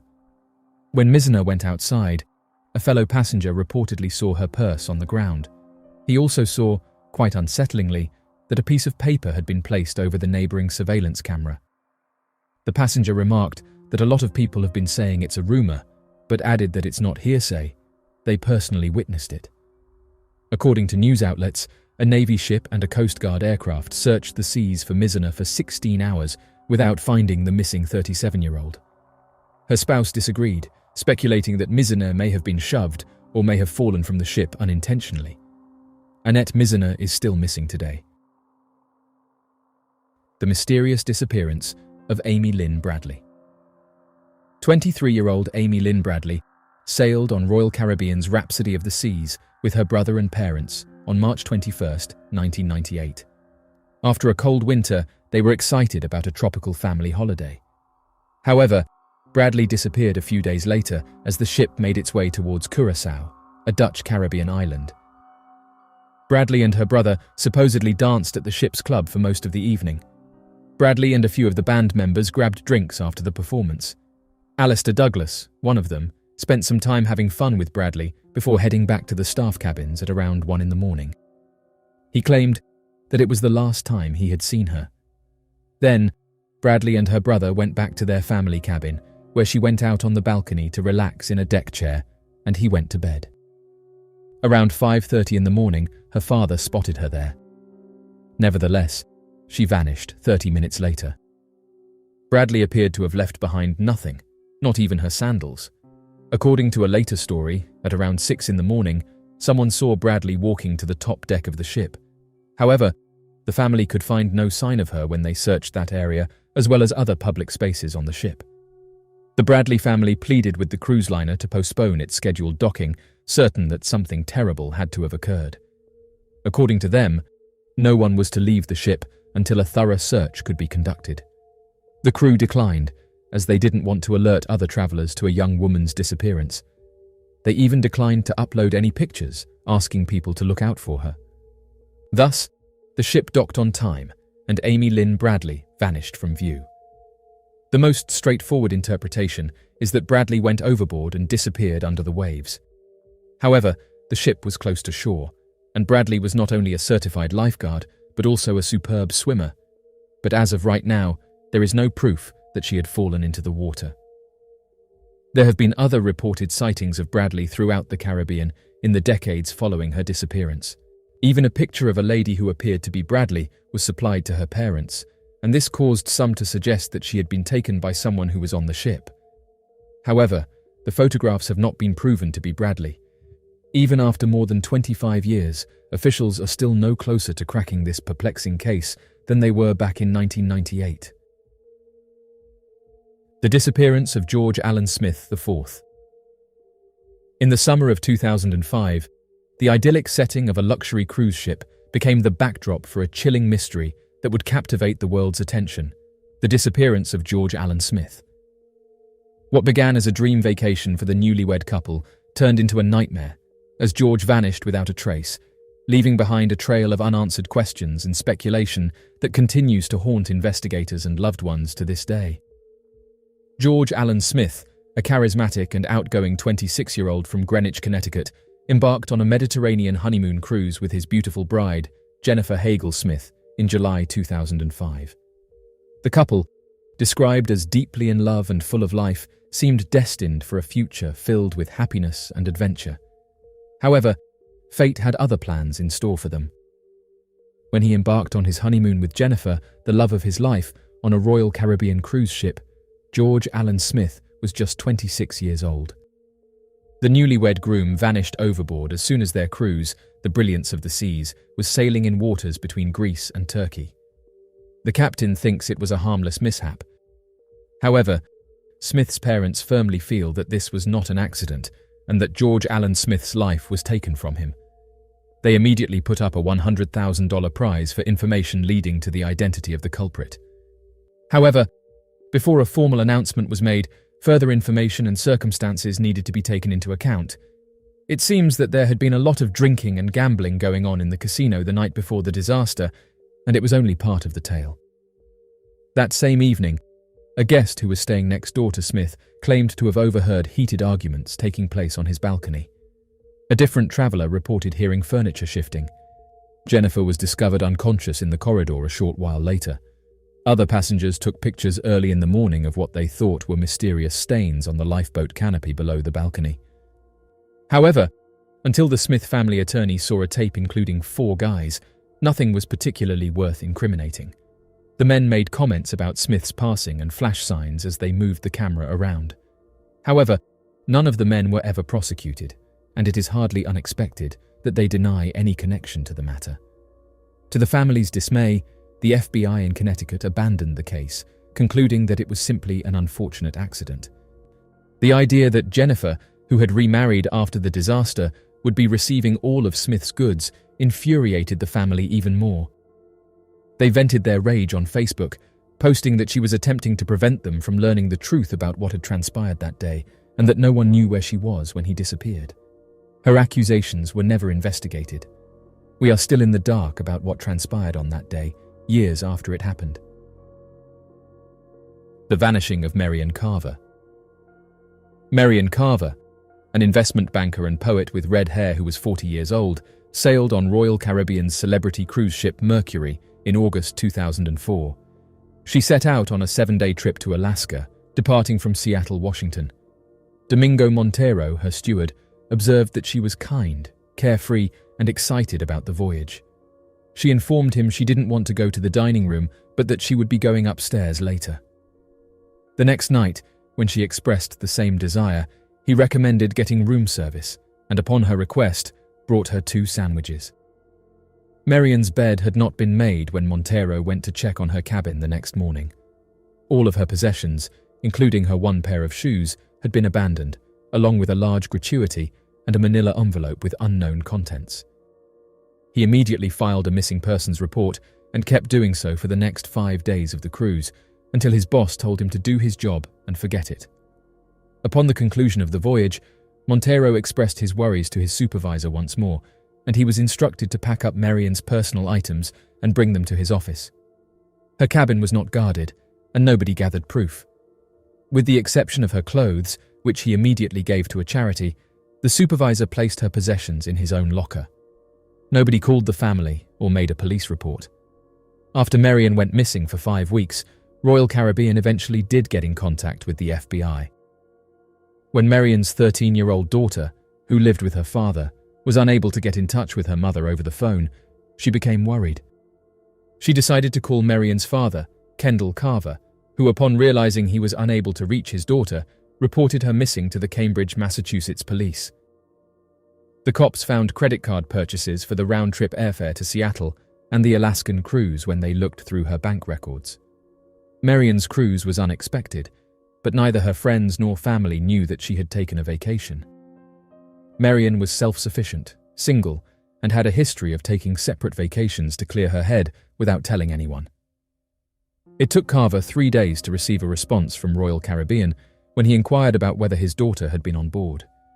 She had been absent for 26 days by now, and he was informed by a risk management manager for the cruise line that no alarm had been set out following his daughter's disappearance because it was normal for individuals to abruptly change their rooms without warning and for them to leave their stuff behind. In multiple testimony and media reports, the father expressed that he encountered obstacles in his quest for information regarding his daughter's whereabouts. He was informed that any video captured by the ship's security cameras is instantly deleted after just 3 days. The cruise operator declined to disclose Marian's steward's name and insisted they had received no reports regarding his daughter while on the trip. Carver became frustrated by this and decided to hire one of the biggest private detective agencies in the nation, but this just raised more questions than it did answers. The investigator was given permission to enter the ship, but they were not allowed to talk to any of the crew members or the security guard. He did mention that Marian's lodging was only a short stroll from an observation platform situated 100 feet above the waterline. She might have been pushed or even jumped off this deck with ease. After Carver engaged attorneys from Massachusetts and Florida to investigate the matter, 2 employees of the cruise line provided telephone depositions in January of 2005. Carver became even more upset upon learning that a cruise company supervisor had dismissed her steward's concerns, and this was the first time he had heard that someone had taken an interest in his daughter. Before the FBI could talk with the supervisor who had ignored the steward's concerns, he was sacked and escorted off the ship.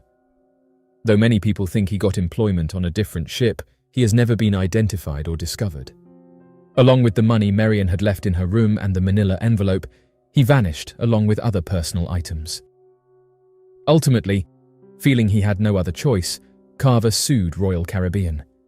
He finally saw a copy of the security report before the matter went to trial in August 2005, and it was then that he realized there had been a cover-up. In addition, he discovered that he had been misled about the surveillance footage, which had been stored for a month rather than 3 days. When he first got in touch with them, there should have been video from when his daughter vanished. With reference to Marian's emotional problems, the cruise line made an official statement to the media during the trial.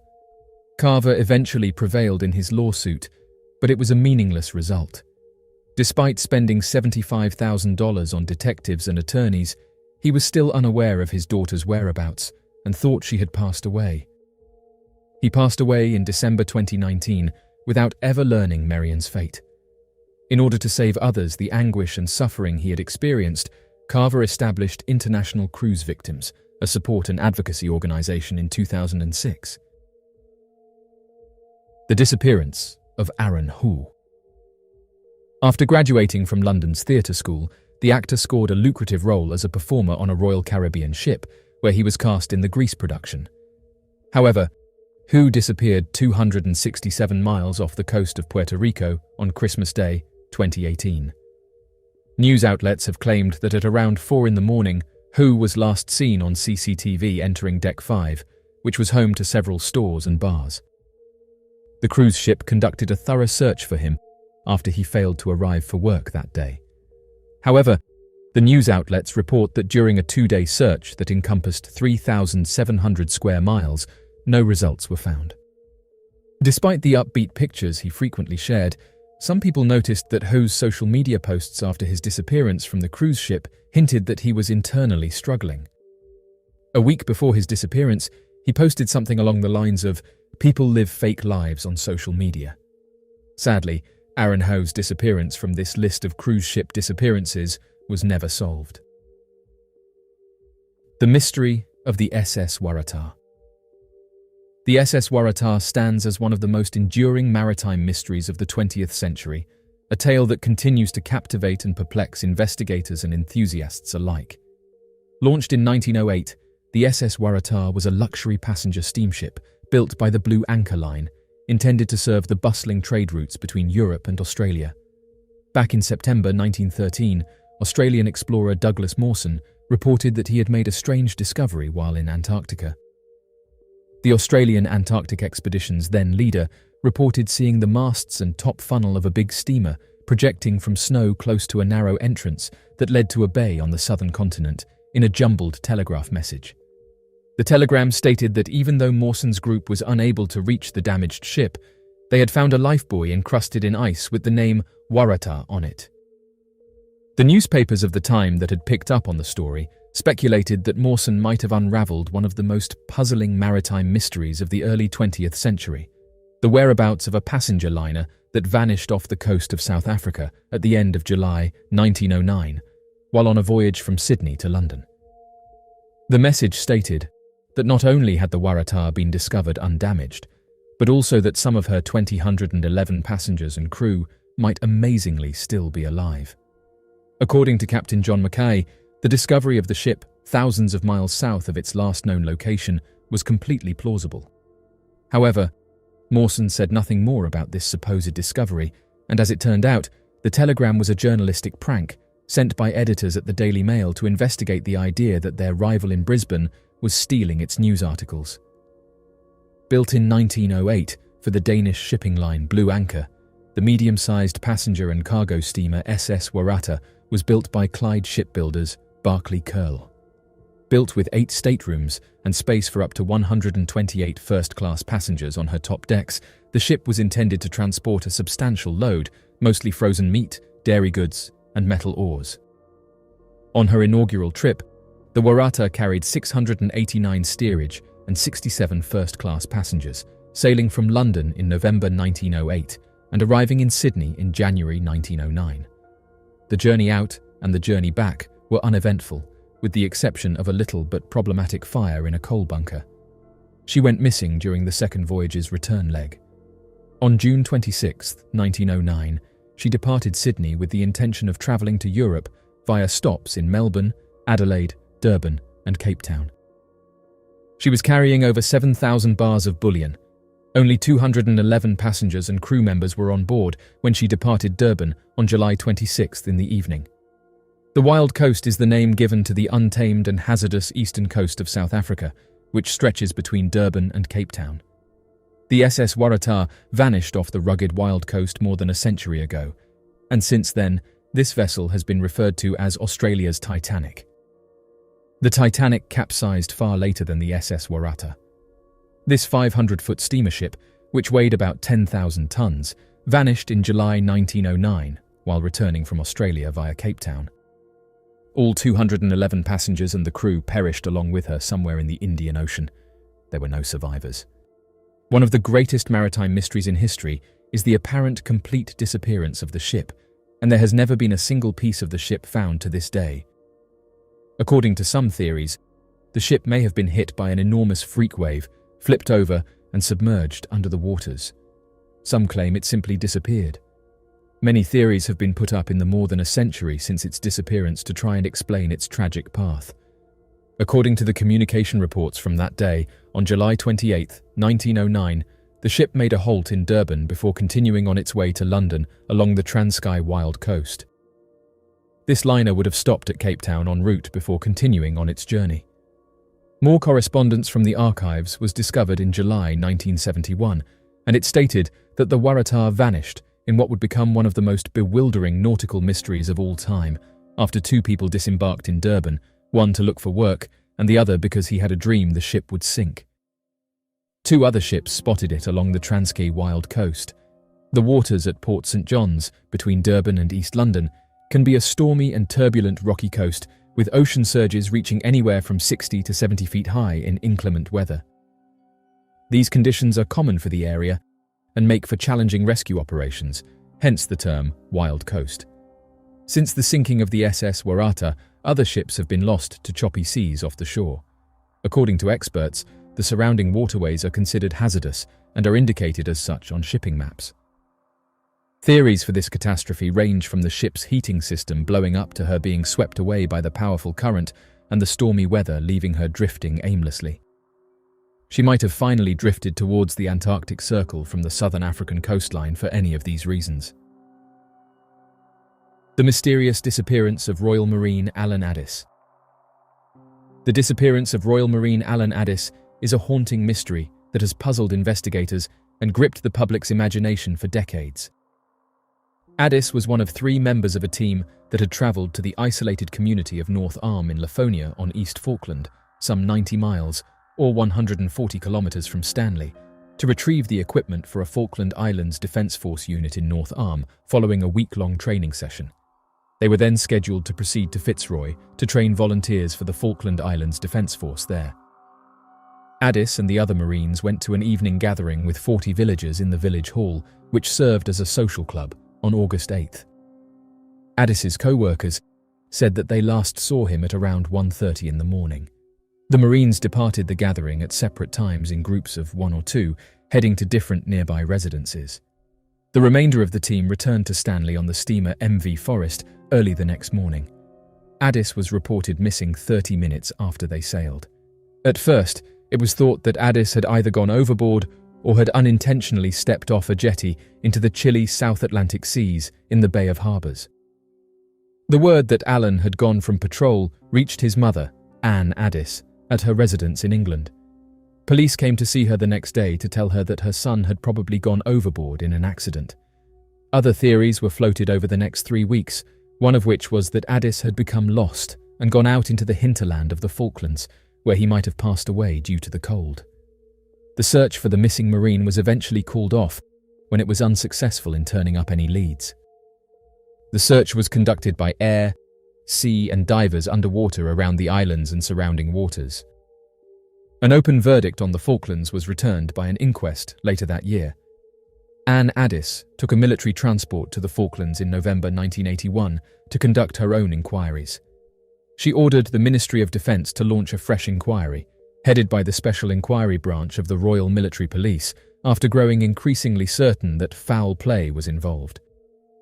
She maintained that the island's meagre police force, which at the time consisted of 1 full-time constable and a few part-timers, was not up to the task of conducting an investigation of this nature compared to the Special Inquiry Branch's people, training, and expertise.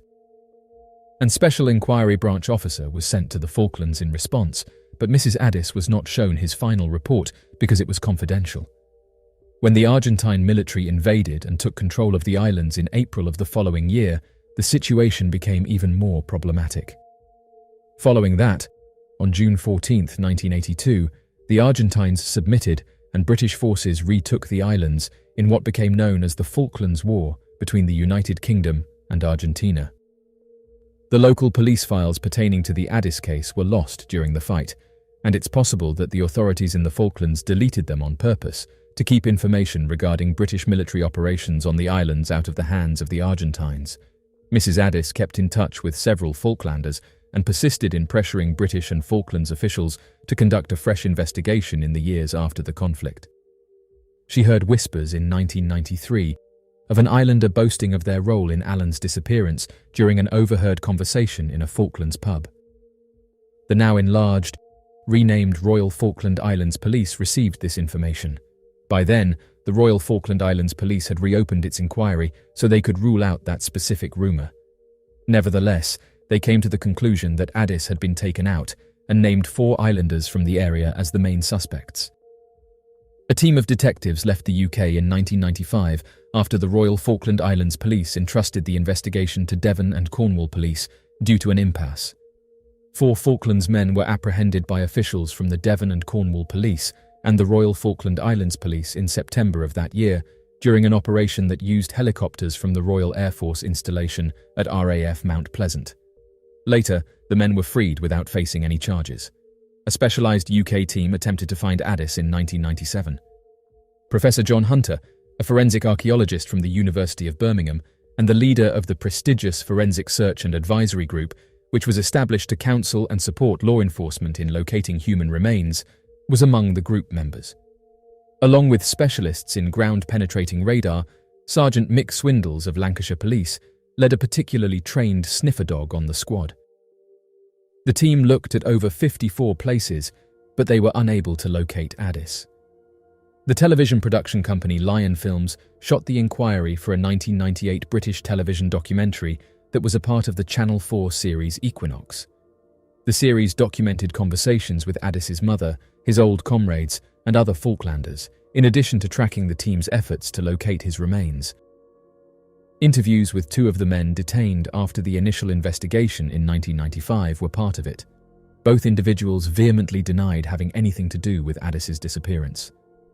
A lot of persistent rumours that had been going around for a while were taken into consideration by the programme. The first of these said that Addis had been taken out because he had been discovered with a local landowner's wife. The landowner, who was questioned by the show's producers, denied the theory, even though he acknowledged having heard of such a tale. 2 weeks after Addis vanished, there was a second report about the passing of a local shepherd named Johnny Biggs, who was involved in a fire at a bunkhouse in the North Arm. Falklanders expressed their concerns in the broadcast that the man had been taken out and that the fire had been caused on purpose to hide his identity rather than genuinely passing away in the fire. There was talk of a possible connection between the Addis case and his passing, given that it happened just before he was supposed to testify before the Board of Inquiry and that the fire investigation had certain flaws. Local rumours, as reported by the British Broadcasting Company, said that the man had been removed to avoid his testifying as he knew Addis's whereabouts, maybe by listening in on a conversation that linked another islander to the disappearance. A team from the Metropolitan Police went to the Falklands in December 2010 to carry out additional searches. This came about as a result of a tip from a former Falklands resident who sent Anne Addis details about Alan's location. A follow-up expedition to the islands was planned, despite the fact that nothing was discovered. It was reported that additional clues had been discovered during the search, and there was additional evidence that the head of the Royal Falkland Islands Police had made the unprecedented move of providing police protection to anyone willing to come forward with intelligence. The mysterious disappearance of John Coxon. Pirate Captain John Coxon frightened the Spanish Main in the late 17th century. Among the loose group of pirates and privateers known as the Brethren of the Coast, Coxon was one of their most well-known members. Coxon was a living example of the buccaneering age of pirates. During a raid in June 1677, John Coxon and his group ransacked the town and captured the bishop and the governor, holding them for ransom. They were forced to flee to Port Royal when the 3 cruisers of Armada de Barlovento ambushed them with 500 men shortly after. On July 28, 1677, Coxon arrived at the harbour accompanied by a Spanish friar and Bishop Dr. Lucas Fernandez y Piedrahita, who he introduced to the colony's governor, Lord Vaughan. When English officers tried to take the prisoner from the pirates, they encountered a ship full of intoxicated people who would not comply. Nobody knows for certain what happened to John Coxon or his ship today, but a number of accounts, including his crew's, state that it weighed around 80 tons. This man just posted a mysterious discovery to social media, stating that he captured a mysterious light that appeared in the sky above the United States. Described by the eyewitness as a massive, stationary illumination resembling a glowing portal, this strange phenomenon has baffled online users who have seen it, leaving many pondering its possible origins and implications. The first reports of the mysterious light emerged in the early hours of the morning on April 28th, when the eyewitnesses observed a brilliant glow hovering ominously in the sky. Others then stated that they had seen the mysterious light, and descriptions varied, with some likening the spectacle to a shimmering doorway or celestial gateway, while others compared it to a pulsating orb of radiant energy. Regardless of the terminology used, the consensus among observers was clear. This was no ordinary celestial event. Eyewitness accounts of the mysterious light spread rapidly via social media and news outlets, sparking a flurry of speculation and debate among scientists, ufologists, and armchair enthusiasts. Theories regarding its origin ranged from natural phenomena such as ball lightning or auroras to more exotic explanations involving extraterrestrial visitation or interdimensional portals. One of the most striking aspects of the mysterious light was its apparent lack of movement. Unlike conventional celestial objects, such as stars or planets, which traverse the night sky in predictable patterns, the glowing anomaly remained eerily stationary, defying conventional explanation and prompting further intrigue. As news of the sighting spread, online users tried to explain the mysterious phenomenon. Yet, despite their efforts, the mysterious light remained elusive, casting doubt on conventional explanations and fueling speculation about its true origin. In the absence of concrete evidence, skeptics offered various hypotheses to account for the strange phenomenon.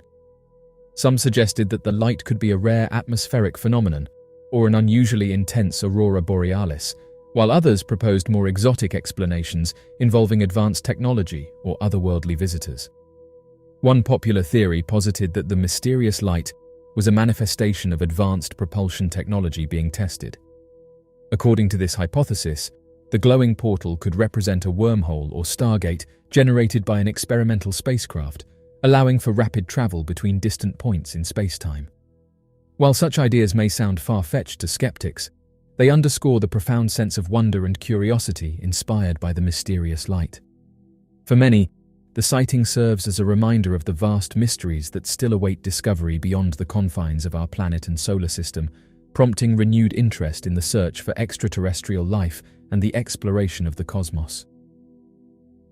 There's been an increase in triangle-shaped UFOs seen above Texas. In recent years, reports of triangular UFO sightings above Texas have surged, captivating the public imagination and prompting speculation about the nature and origin of these mysterious craft.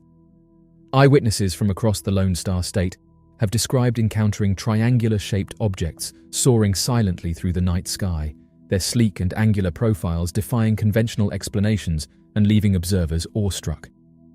The phenomenon of triangle-shaped UFOs, often referred to as TR-3B or black triangle craft, has been documented around the world for decades, with sightings reported in numerous countries and regions. However, the frequency and consistency of these encounters above Texas have captured particular attention, leading some to speculate about possible military testing, extraterrestrial visitation, or otherworldly phenomena. One of the most striking features of these triangular UFOs is their silent and seemingly effortless movement through the sky. Witnesses describe the craft as gliding silently overhead, their angular shapes illuminated by soft, pulsating lights that defy the traditional configurations of commercial or military aircraft. Some observers have reported seeing the craft hover motionless for extended periods before darting off at incredible speeds, leaving behind only a lingering sense of awe and wonder. The prevalence of these sightings above Texas has led to widespread speculation about the possible origins of the mysterious craft. Some suggest that the triangular UFOs could be advanced military aircraft undergoing clandestine testing or surveillance operations. Proponents of this theory point to the reported sightings near military installations and testing ranges as evidence of government involvement in the phenomenon. Others, however, propose more exotic explanations, suggesting that the triangular UFOs could be of extraterrestrial origin. According to this hypothesis, the craft may represent advanced spacecraft piloted by beings from other worlds, conducting reconnaissance missions or monitoring Earth's activities from the safety of the cosmos. The silent and stealthy nature of the sightings, as well as the absence of conventional propulsion systems, lend credence to the idea of an otherworldly origin for the mysterious craft. Yet, regardless of their origin, the increased prevalence of triangular UFO sightings above Texas has sparked widespread fascination and debate among researchers, enthusiasts, and skeptics alike. Amateur investigators armed with cameras and binoculars have taken to the skies in search of evidence, hoping to capture photographic or video documentation of the strange craft and unlock the secrets of their existence. In addition to eyewitness reports, some researchers have pointed to radar data and satellite imagery as potential sources of evidence for the existence of triangular UFOs. By correlating sightings with radar tracks and satellite imagery, investigators hope to corroborate eyewitness testimony and build a more comprehensive understanding of the phenomenon. Despite these efforts, the true nature of the triangular UFOs remains elusive, their presence continuing to fuel speculation and intrigue. Whether the craft are the product of advanced military technology, extraterrestrial visitation, or some other unknown phenomenon, their silent and stealthy appearances above the skies of Texas serve as a potent reminder of the mysteries that still await discovery in the vast expanse of the cosmos. One of the most compelling aspects of UFO sightings in Texas is their sheer diversity. Witnesses have reported encountering a wide array of strange and unconventional craft, ranging from luminous orbs and saucer-shaped discs to towering cylinders and sleek, triangular objects. These sightings have occurred across the state, with reports emanating from urban centers like Houston and Dallas, as well as more remote areas, such as the deserts of West Texas and the piney woods of East Texas. What sets Texas apart as a hotspot for UFO activity is not just the frequency of sightings, but also the consistency and credibility of the witnesses. Many reports come from ordinary citizens, including law enforcement officers, military personnel, and commercial pilots, whose professions demand keen observational skills and attention to detail. Their testimonies lend credence to the notion that something truly extraordinary is unfolding in the Texas skies. As of right now, the surge in triangular UFO sightings above Texas has captured the attention of researchers and enthusiasts worldwide, prompting speculation about their origin and purpose. Whether these mysterious craft are the result of advanced military testing, extraterrestrial visitation, or some other unknown phenomenon, their silent and stealthy presence in the night sky continues to inspire wonder and curiosity, reminding us of the enduring mysteries that lie beyond the bounds of our understanding. In a remote mine in the Sakha Republic, far east of Russia, Russian miners captured footage of a discovery that has since become a viral sensation. According to the miners, they stumbled upon a remarkable statue within the depths of the mine. The statue, adorned with a sword and shield, is draped in a robe crafted from real cloth and boasts imposing wings on its back. The video circulating online identifies the mysterious figure as a fallen angel. This intriguing find has sparked curiosity and speculation among viewers worldwide, prompting discussions on the origins and symbolism behind this unearthed marvel. The intricate details of the statue, such as the intricate design of the wings and the material of the robe, have captivated audiences and fueled theories about its significance. As the story of this mystical statue continues to unfold, it serves as a testament to the wonders that lie waiting to be unearthed. During their account, they asserted that they had unearthed it using an excavator, pointing out that it was giving off a mysterious form of energy. The excavation process involved the utilization of heavy machinery, particularly an excavator, to get the heavy statue out of the ground. After the video featuring the statue gained widespread attention, Elga mine officials released a statement explaining that the statue had actually been present at the mining camp for a considerable period before the workers opted to turn it into an online sensation. Their original intention behind this act was mere amusement, intending it as a humorous gesture without foreseeing its viral impact. The statue's presence at the camp was a casual affair, with the workforce seizing the opportunity to infuse some fun and light-heartedness into their environment. Oddly enough, some questioned whether this was the truth and why more information wasn't provided. One user said the following: "Has anyone noticed that whenever an interesting discovery like this is made, it's always immediately debunked? The articles that I have read don't fully explain what the object is and where it came from. All it mentions is that it was at the construction site, but that just raises more questions. Where was it found? What was it used for? And where is it now?" It's frustrating that our attention spans are so short that a couple of articles make us lose focus and stop answering questions. I could put an article out about other discoveries and state that they aren't real, but my words are baseless unless I've actively investigated these claims further. It just seems sometimes we are too quick to believe someone who wrote a random article that likely hasn't even seen the object." End quote. Interestingly, one man by the name of Andrei said that this isn't the first time that an object like this has been found in Russia. He said that the story begins with two miners who were digging away in the depths of a remote mine shaft, their picks and shovels biting into the rocky earth with each laborious strike. As they delved deeper into the darkness, their efforts were rewarded with the unmistakable sound of metal striking stone, followed by an echoing thud that reverberated through the tunnel. Curiosity piqued. The miners set to work, clearing away the debris to reveal the source of the mysterious sound. To their astonishment, nestled amidst the rocky substrate lay a solid stone statue of an angel. Carved from a single block of stone, the statue exuded an air of timeless elegance, its features weathered by the passage of countless years spent entombed within the earth. As the miners gazed upon the statue in awe, a sense of wonder and reverence filled their hearts, for they knew that they had stumbled upon something truly extraordinary. Andrei said that the discovery of the stone angel statue was immediately taken from the area by men who looked as though they weren't from around here.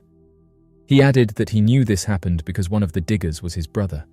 They were never told where the structure was taken and have never heard anything since. Scientists revealed that 1.2 million years ago, an unknown human species created obsidian blades.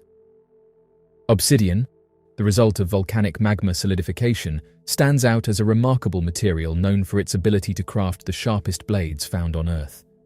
Its impressive characteristics have earned it a reputation as one of the most formidable substances ever conceived.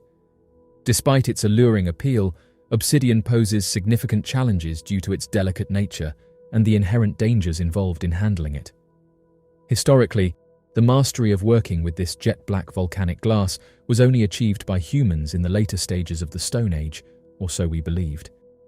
However, recent discoveries and advancements in archaeological studies are reshaping our understanding of the timeline and the extent of human interaction with obsidian materials. In an in-depth exploration of the recent findings at the Melka Kuntur archaeological site in Ethiopia, a group of scientists has unveiled a remarkable discovery: an obsidian hand-axe workshop unearthed from a layer of sediment that traces back an astonishing 1.2 million years. This revelation stands as a significantly early instance of obsidian crafting, marking a historical milestone in human technological evolution. The researchers behind the study emphasize that this workshop represents a unique establishment, being the sole hand-axe production facility ever identified from the time of the early Pleistocene era. This groundbreaking revelation sheds light on the remarkable craftsmanship and technological prowess of our ancient ancestors, offering valuable insights into their tool-making abilities and societal advancements during this early period. During the latter part of the Middle Pleistocene, archaeological sites labeled as knapping workshops have been identified, with Europe being the sole documented location as of now, according to the researchers' findings. These workshops are primarily concentrated in regions such as France and the UK. The prominent Stone Age axe workshops in these areas are recognized for their close connection to the production of flint blades, showcasing a significant archaeological link to the tools used during that period of human history. Throughout history, obsidian has been predominantly utilized starting from the Middle Stone Age, as noted by the researchers in their study. Through their excavations, the team made a fascinating discovery when they unearthed a layer of ancient sediment that housed a treasure trove of 578 stone tools, with just 3 exceptions made from obsidian. Their findings, backed by statistical analysis, indicate a deliberate and concentrated effort, showcasing the production of highly uniform hand-axes in what appears to have been a designated stone tool workshop. This revelation sheds light on the meticulous craftsmanship and specialized activities that took place in this archaeological site, underscoring the significance of this historical find in understanding the ancient civilizations that once thrived in the area. The scholars express awe at the remarkable standardization of the axes, highlighting meticulous attention to detail in the creation process.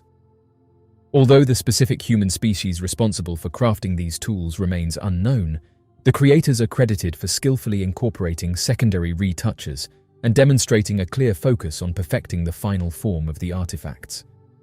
Their precision and dedication are evident in the deliberate refinement of each tool, showcasing a high level of craftsmanship and a commitment to achieving a uniform and polished appearance throughout the collection.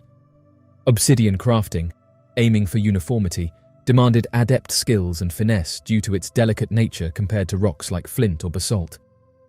This required craftsmen to possess precise techniques to knap the obsidian without causing it to shatter. Researchers elaborated that gauging the force of the strike was crucial to prevent the production of unusable flakes or damaging the core. Achieving homogeneity in obsidian work necessitated a keen understanding of the material's fragility, with artisans carefully assessing the impact of each blow.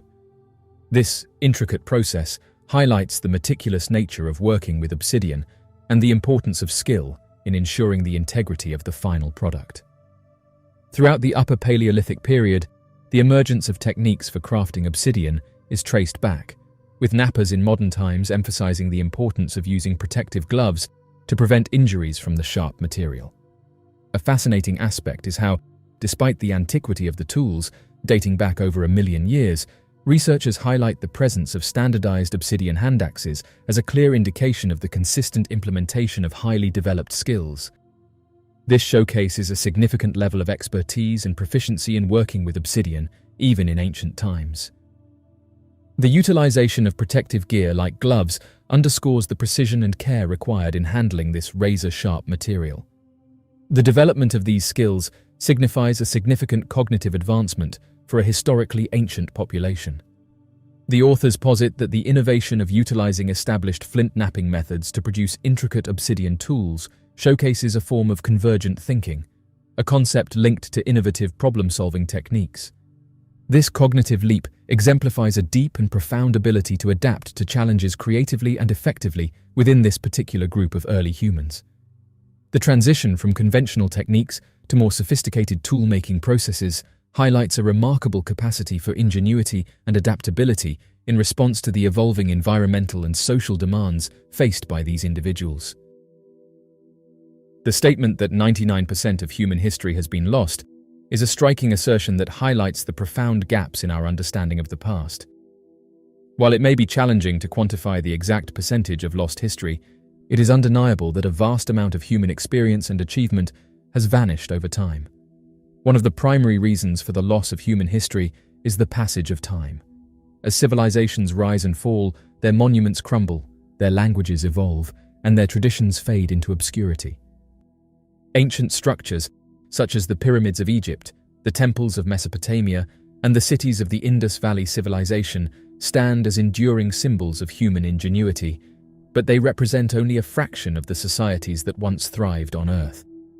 Countless other settlements, artifacts, and cultural practices have been lost to the ravages of time, leaving behind only tantalizing fragments for historians to piece together.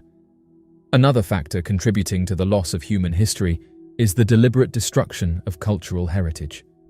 Throughout history, conquerors and iconoclasts have sought to erase the memory of their predecessors by defacing monuments, burning libraries, and looting treasures. The Library of Alexandria, one of the most famous repositories of ancient knowledge, is said to have been destroyed multiple times, resulting in the loss of countless scrolls and manuscripts. In addition to the loss of entire civilizations and cultures, much of human history has been obscured by the passage of time and the impermanence of the materials used to record it.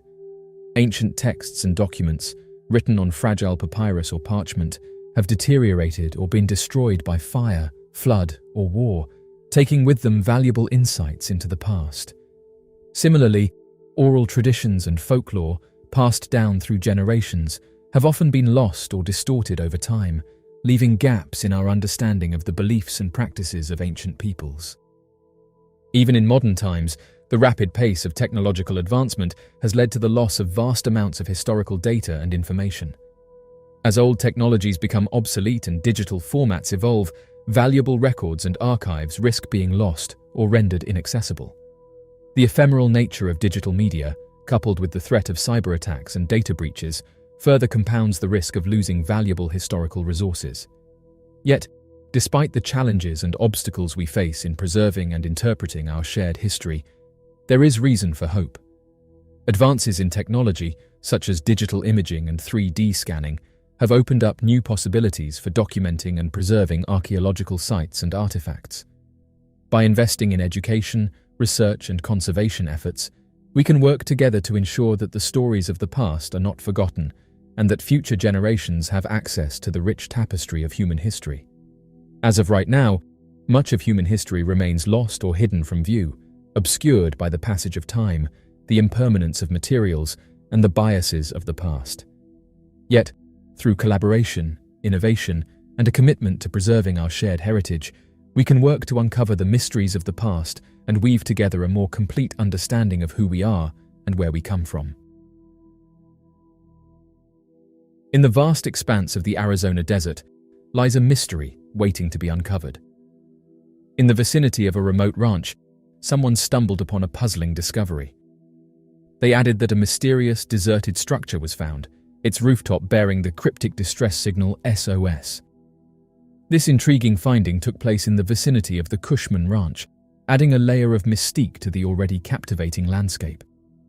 In the vicinity of this area, the predominant geographical features are arid desert landscapes and expansive canyons, with the user who found it stating that there is nothing close by.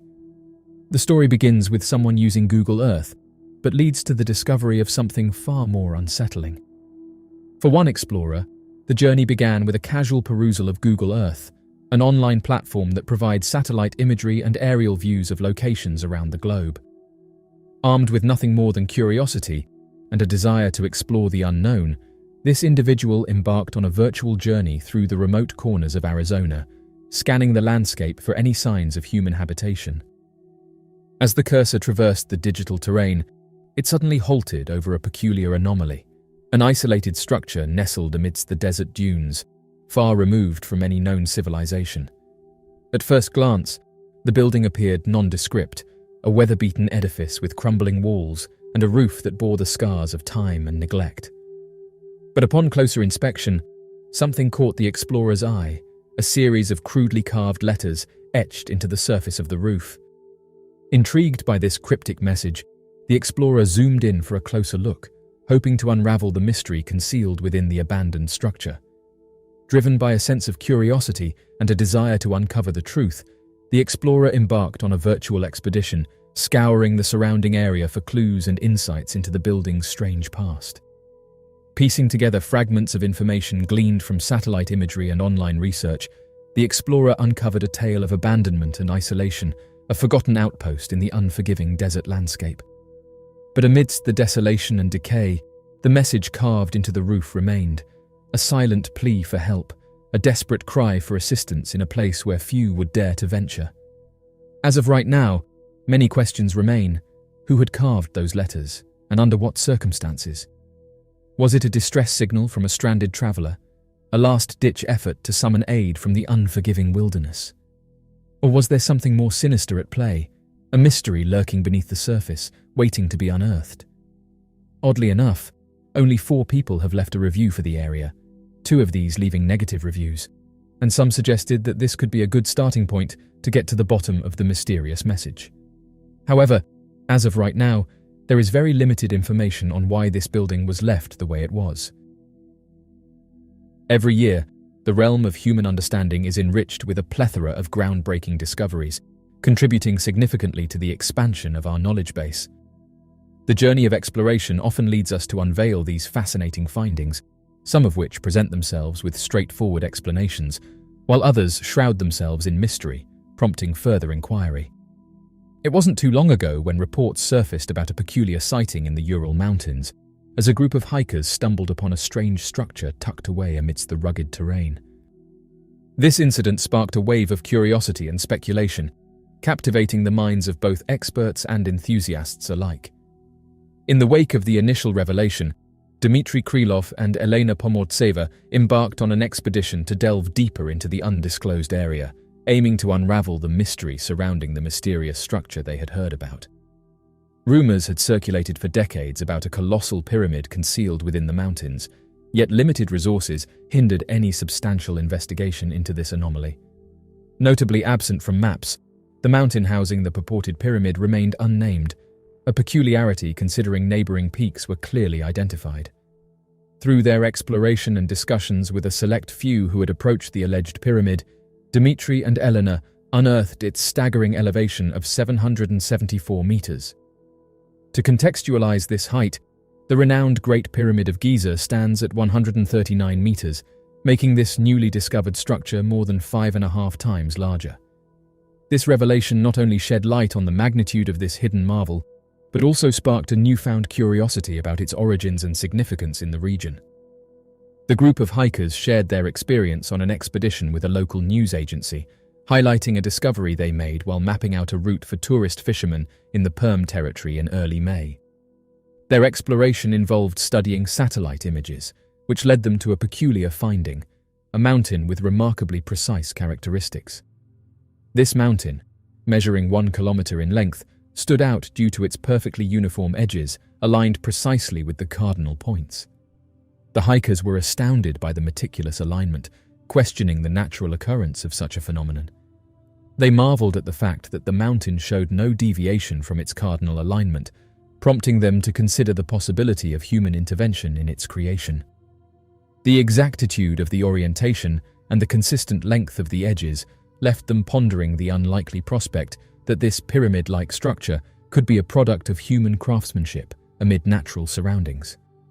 This discovery sparked intrigue and contemplation among the hikers, raising questions about the intricate forces at play in the natural world. The team conducted additional explorations in the vicinity to gain a deeper comprehension of their subject. Upon meticulous analysis, they reached the verdict that the structure under scrutiny deviates significantly in accuracy from the neighboring mountains, leading them to surmise that its formation is unlikely to be of natural origin. The intricacies of the anomaly prompted a comprehensive investigation into its characteristics, dismissing conventional attributions to geological processes. This heightened scrutiny expanded their understanding, compelling a reassessment of established notions regarding the landscape's geological history. In a remote and challenging-to-access location lies the mysterious pyramid, isolated amidst towering mountain peaks, reaching heights of up to 1.5 kilometers. Situated approximately 80 kilometers away from the Khanty reindeer herders, this mysterious structure stands apart from the renowned Narodnaya and Manaraga mountains to its north.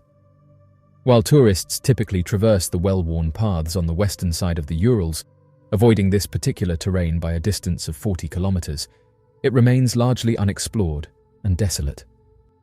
This region can be aptly described as a true wilderness, inhabited solely by creatures such as bears, moose, lynx, and wolverines, with no human presence in sight.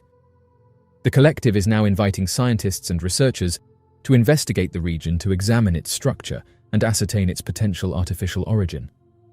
Despite the seeming improbability of a significant structure evading detection for an extended period, historical sites like Machu Picchu exemplify how nature can obscure human creations over time, as demonstrated by its unrecognizable state before restoration, serving as a testament to Earth's reclamation power.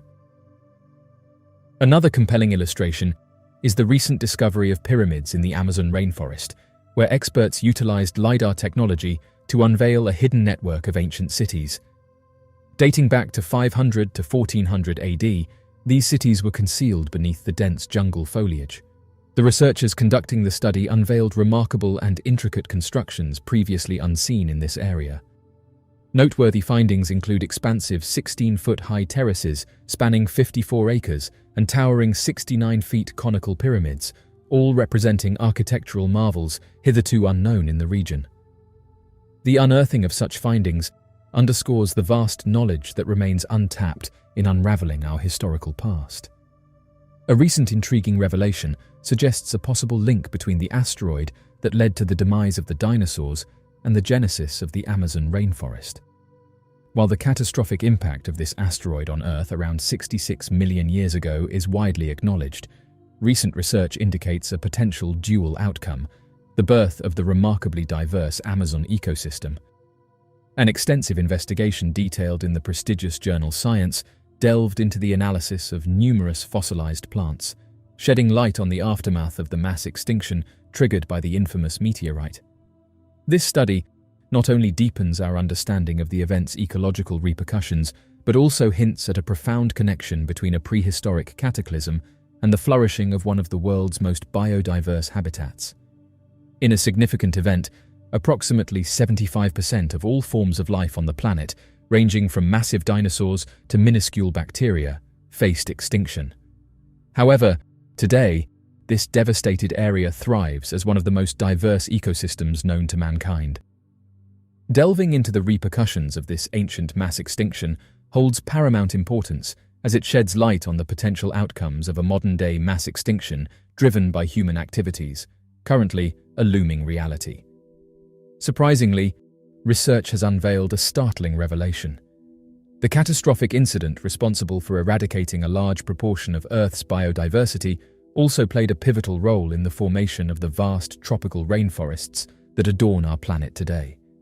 This revelation not only underscores the intricate interconnectedness of ecological processes, but also underscores the transformative power of cataclysmic events in shaping our world's biodiversity in unexpected ways. Following the anticipated occurrence, an in-depth examination of plant remnants from the periods preceding and succeeding the catastrophic event uncovered significantly transformed terrains. Prior to the asteroid impact, the landscape bore a resemblance to today's sparse growth of conifers and ferns, where the ample space between plants facilitated abundant light reaching the ground, unlike the dense, suffocating rainforest found in the Amazon today. Subsequent to the mass extinction that claimed the lives of millions of species, plant variety diminished by an estimated 45%. An analysis of more than 50,000 fossilized pollen samples indicated the dominance of flowering plants in the region for the ensuing 6 million years, ushering in an era referred to as the Reign of Flowers. As the region embarked on a path to recovery from the catastrophic aftermath, a new species emerged. The vegetation began to flourish more densely, enabling vertical growth that fostered the evolution of novel species of shade-tolerant plants, flourishing in the transformed ground level of the emerging jungle. The Ethiopian Bible holds a place of intrigue and contention, being regarded as one of the most mysterious and debated texts in history. Its existence is intertwined with a country veiled in strange tales that defy conventional explanation. Ethiopia, a land rich in history and tradition, is a realm where mysteries abound, deeply rooted in its cultural fabric. Ethiopia stands as the cradle of one of the earliest civilizations globally, boasting a rich history untouched by the powers that shaped much of Africa's past. This unique status has allowed Ethiopians to proudly trace their ancestry back to Ham, one of Noah's sons, showcasing a lineage that spans generations. Notably, this historical narrative is not merely folklore, but has garnered support from various communities, further solidifying Ethiopia's deep-rooted connection to ancient biblical times. In this discourse, the focus lies not on the nation, but on the prohibitions surrounding the Ethiopian Bible, the pioneering illustrated Christian scripture globally. Ethiopia possesses a collection of Bible scrolls that date back to ancient times, surpassing even the well-known King James Version Bible in terms of age. These ancient Ethiopian scrolls are considered some of the oldest existing biblical manuscripts globally, predating various other Bibles and scriptures. In addition to the 66 books found in the King James Bible, the Ethiopic Bible stands out with its collection of 88 books, encompassing a wider range of texts that are not part of other church canons. The ancient book comprises a collection of scrolls originating from not only the Old Testament and the New Testament, but also includes scrolls that were previously unknown. The intriguing aspect lies in the fact that these scrolls were in possession long before the advent of Christianity in their community during the 4th century.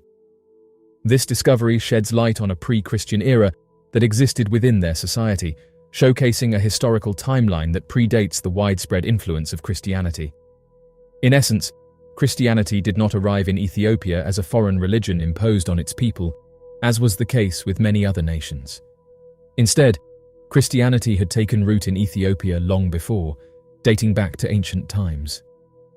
The history of Christian faith in Ethiopia spans back to the 4th century, marking the nation as one of the oldest Christian civilizations in the world.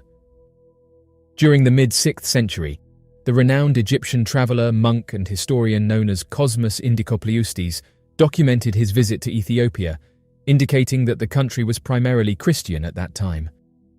His observations revealed a notable aspect of Ethiopia's history, wherein the rulers displayed an open-door policy towards Christian refugees seeking sanctuary from persecution inflicted by regimes and empires hostile to the Christian faith. This historical account sheds light on the significant role played by Ethiopia as a safe haven for those fleeing religious hardships during that era. In the realm of religious history, specific Ethiopian ethnic groups have devoted themselves to the Christian deity for an astonishing span of 3,500 years.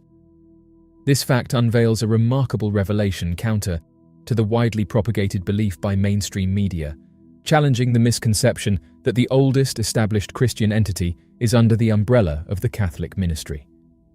The Ethiopian Orthodox Church, recognized locally as Tewado, emerges as a profound symbol of enduring faith and tradition within the cultural tapestry of Ethiopia. Ethiopia is home to one of the oldest known illustrated Christian scriptures, a significant part of the Gospels documented in Ge'ez, an ancient Ethiopian language. Discovered in 2010 within a monastery perched atop a mountain in Ethiopia, this historical artifact holds great cultural and religious importance.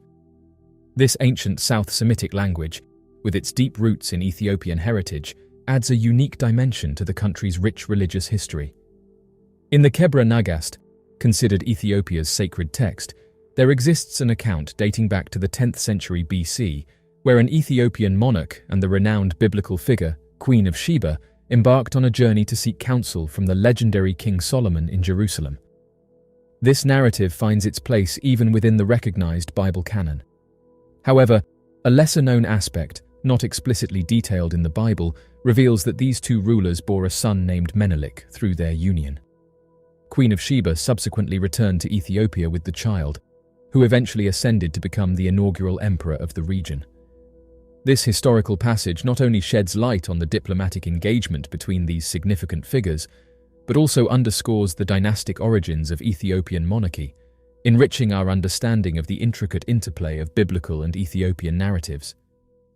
Through genetic analysis conducted in 2012, researchers delved into the genetic composition of numerous Ethiopians, unearthing compelling indications that lend credence to the legendary journey of Sheba to Jerusalem and the subsequent birth believed to have taken place there. It is theorized that individuals of Egyptian or Syrian descent intermingled with the indigenous Ethiopian population approximately 3,000 years ago. This historical intermingling is purported to have occurred during the reign of a queen who governed the kingdom of Sheba, thus adding further weight to the narrative. The findings from this genetic exploration provide a glimpse into the interconnectedness of various ancient societies, shedding light on the complexities of their historical interactions and cultural exchanges. Abba Garima, who was one of the 9 saints, created an Orthodox church in Ethiopia in the 6th century. The Ethiopian church was built by King Mascal. The church is called Abba Garima Monastery. Inside the monastery were 2 Garima Gospels, Garima I and Garima II. The Garima Gospels had a manuscript that was used in the year 500. Judging by the year the manuscript was composed, it has been noted by historians that this is the oldest and most complete gospel book. Abba Garima, whom the gospel book was named after, didn't originate from Ethiopia. History has it that he migrated to Ethiopia from Syria in 494 CE. His arrival at Ethiopia didn't come in silence, as his name soon spread like a wildfire. Abba Garima, who was a Christian, began to perform what seemed like a miracle to the people of Aksum. He healed the sick and turned the people of Aksum to Christians. It was during this time history reported that Abba Garima started writing and completed the Gospel book. History also revealed that the Garima Gospel was written in a single day. However, one question is that how was this possible? It was said that the sun refused to set until the book was completed. This was believed to be a sign that God loved Abba Garima. One report states that the images, symbols, and writings were that of Egyptian. This isn't an issue as the book has now been translated.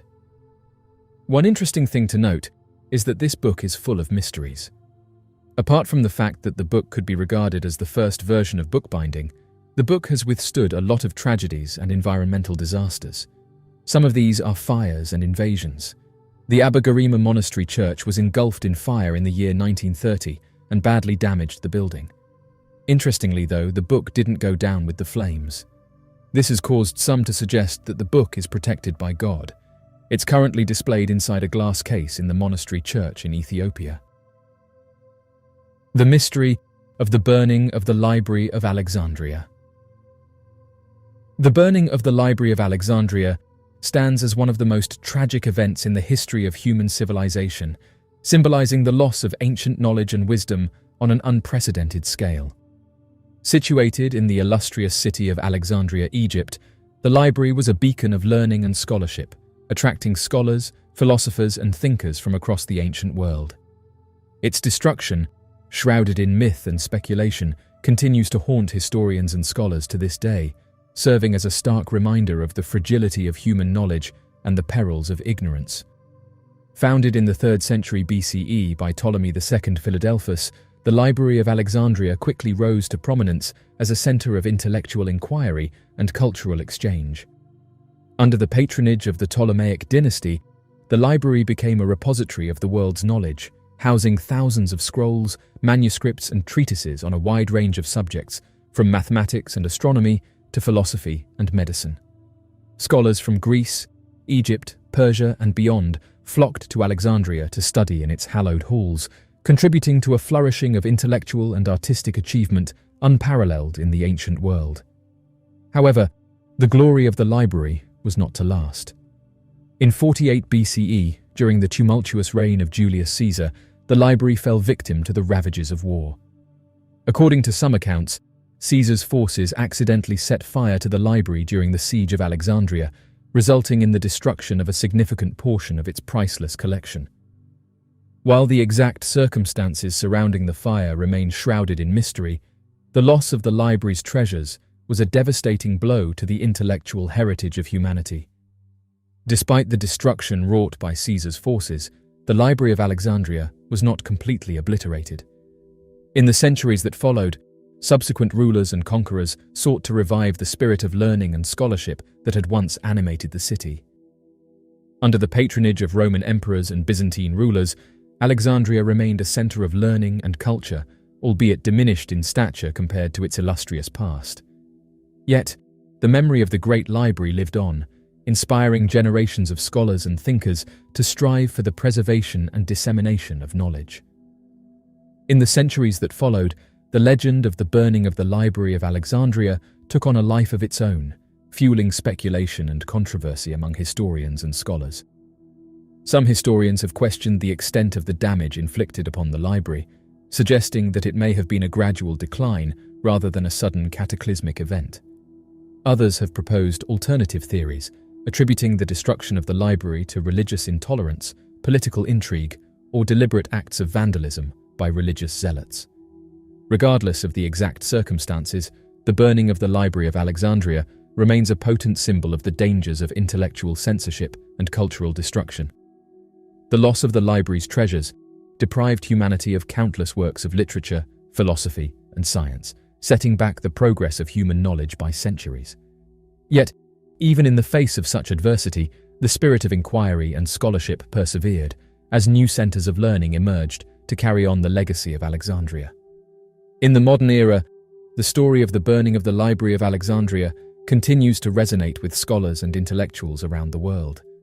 It serves as a cautionary tale against the dangers of ignorance and intolerance, reminding us of the importance of preserving and protecting our cultural heritage for future generations. As we strive to build a brighter future, let us not forget the lessons of the past, lest we repeat the mistakes that led to the loss of one of humanity's greatest treasures.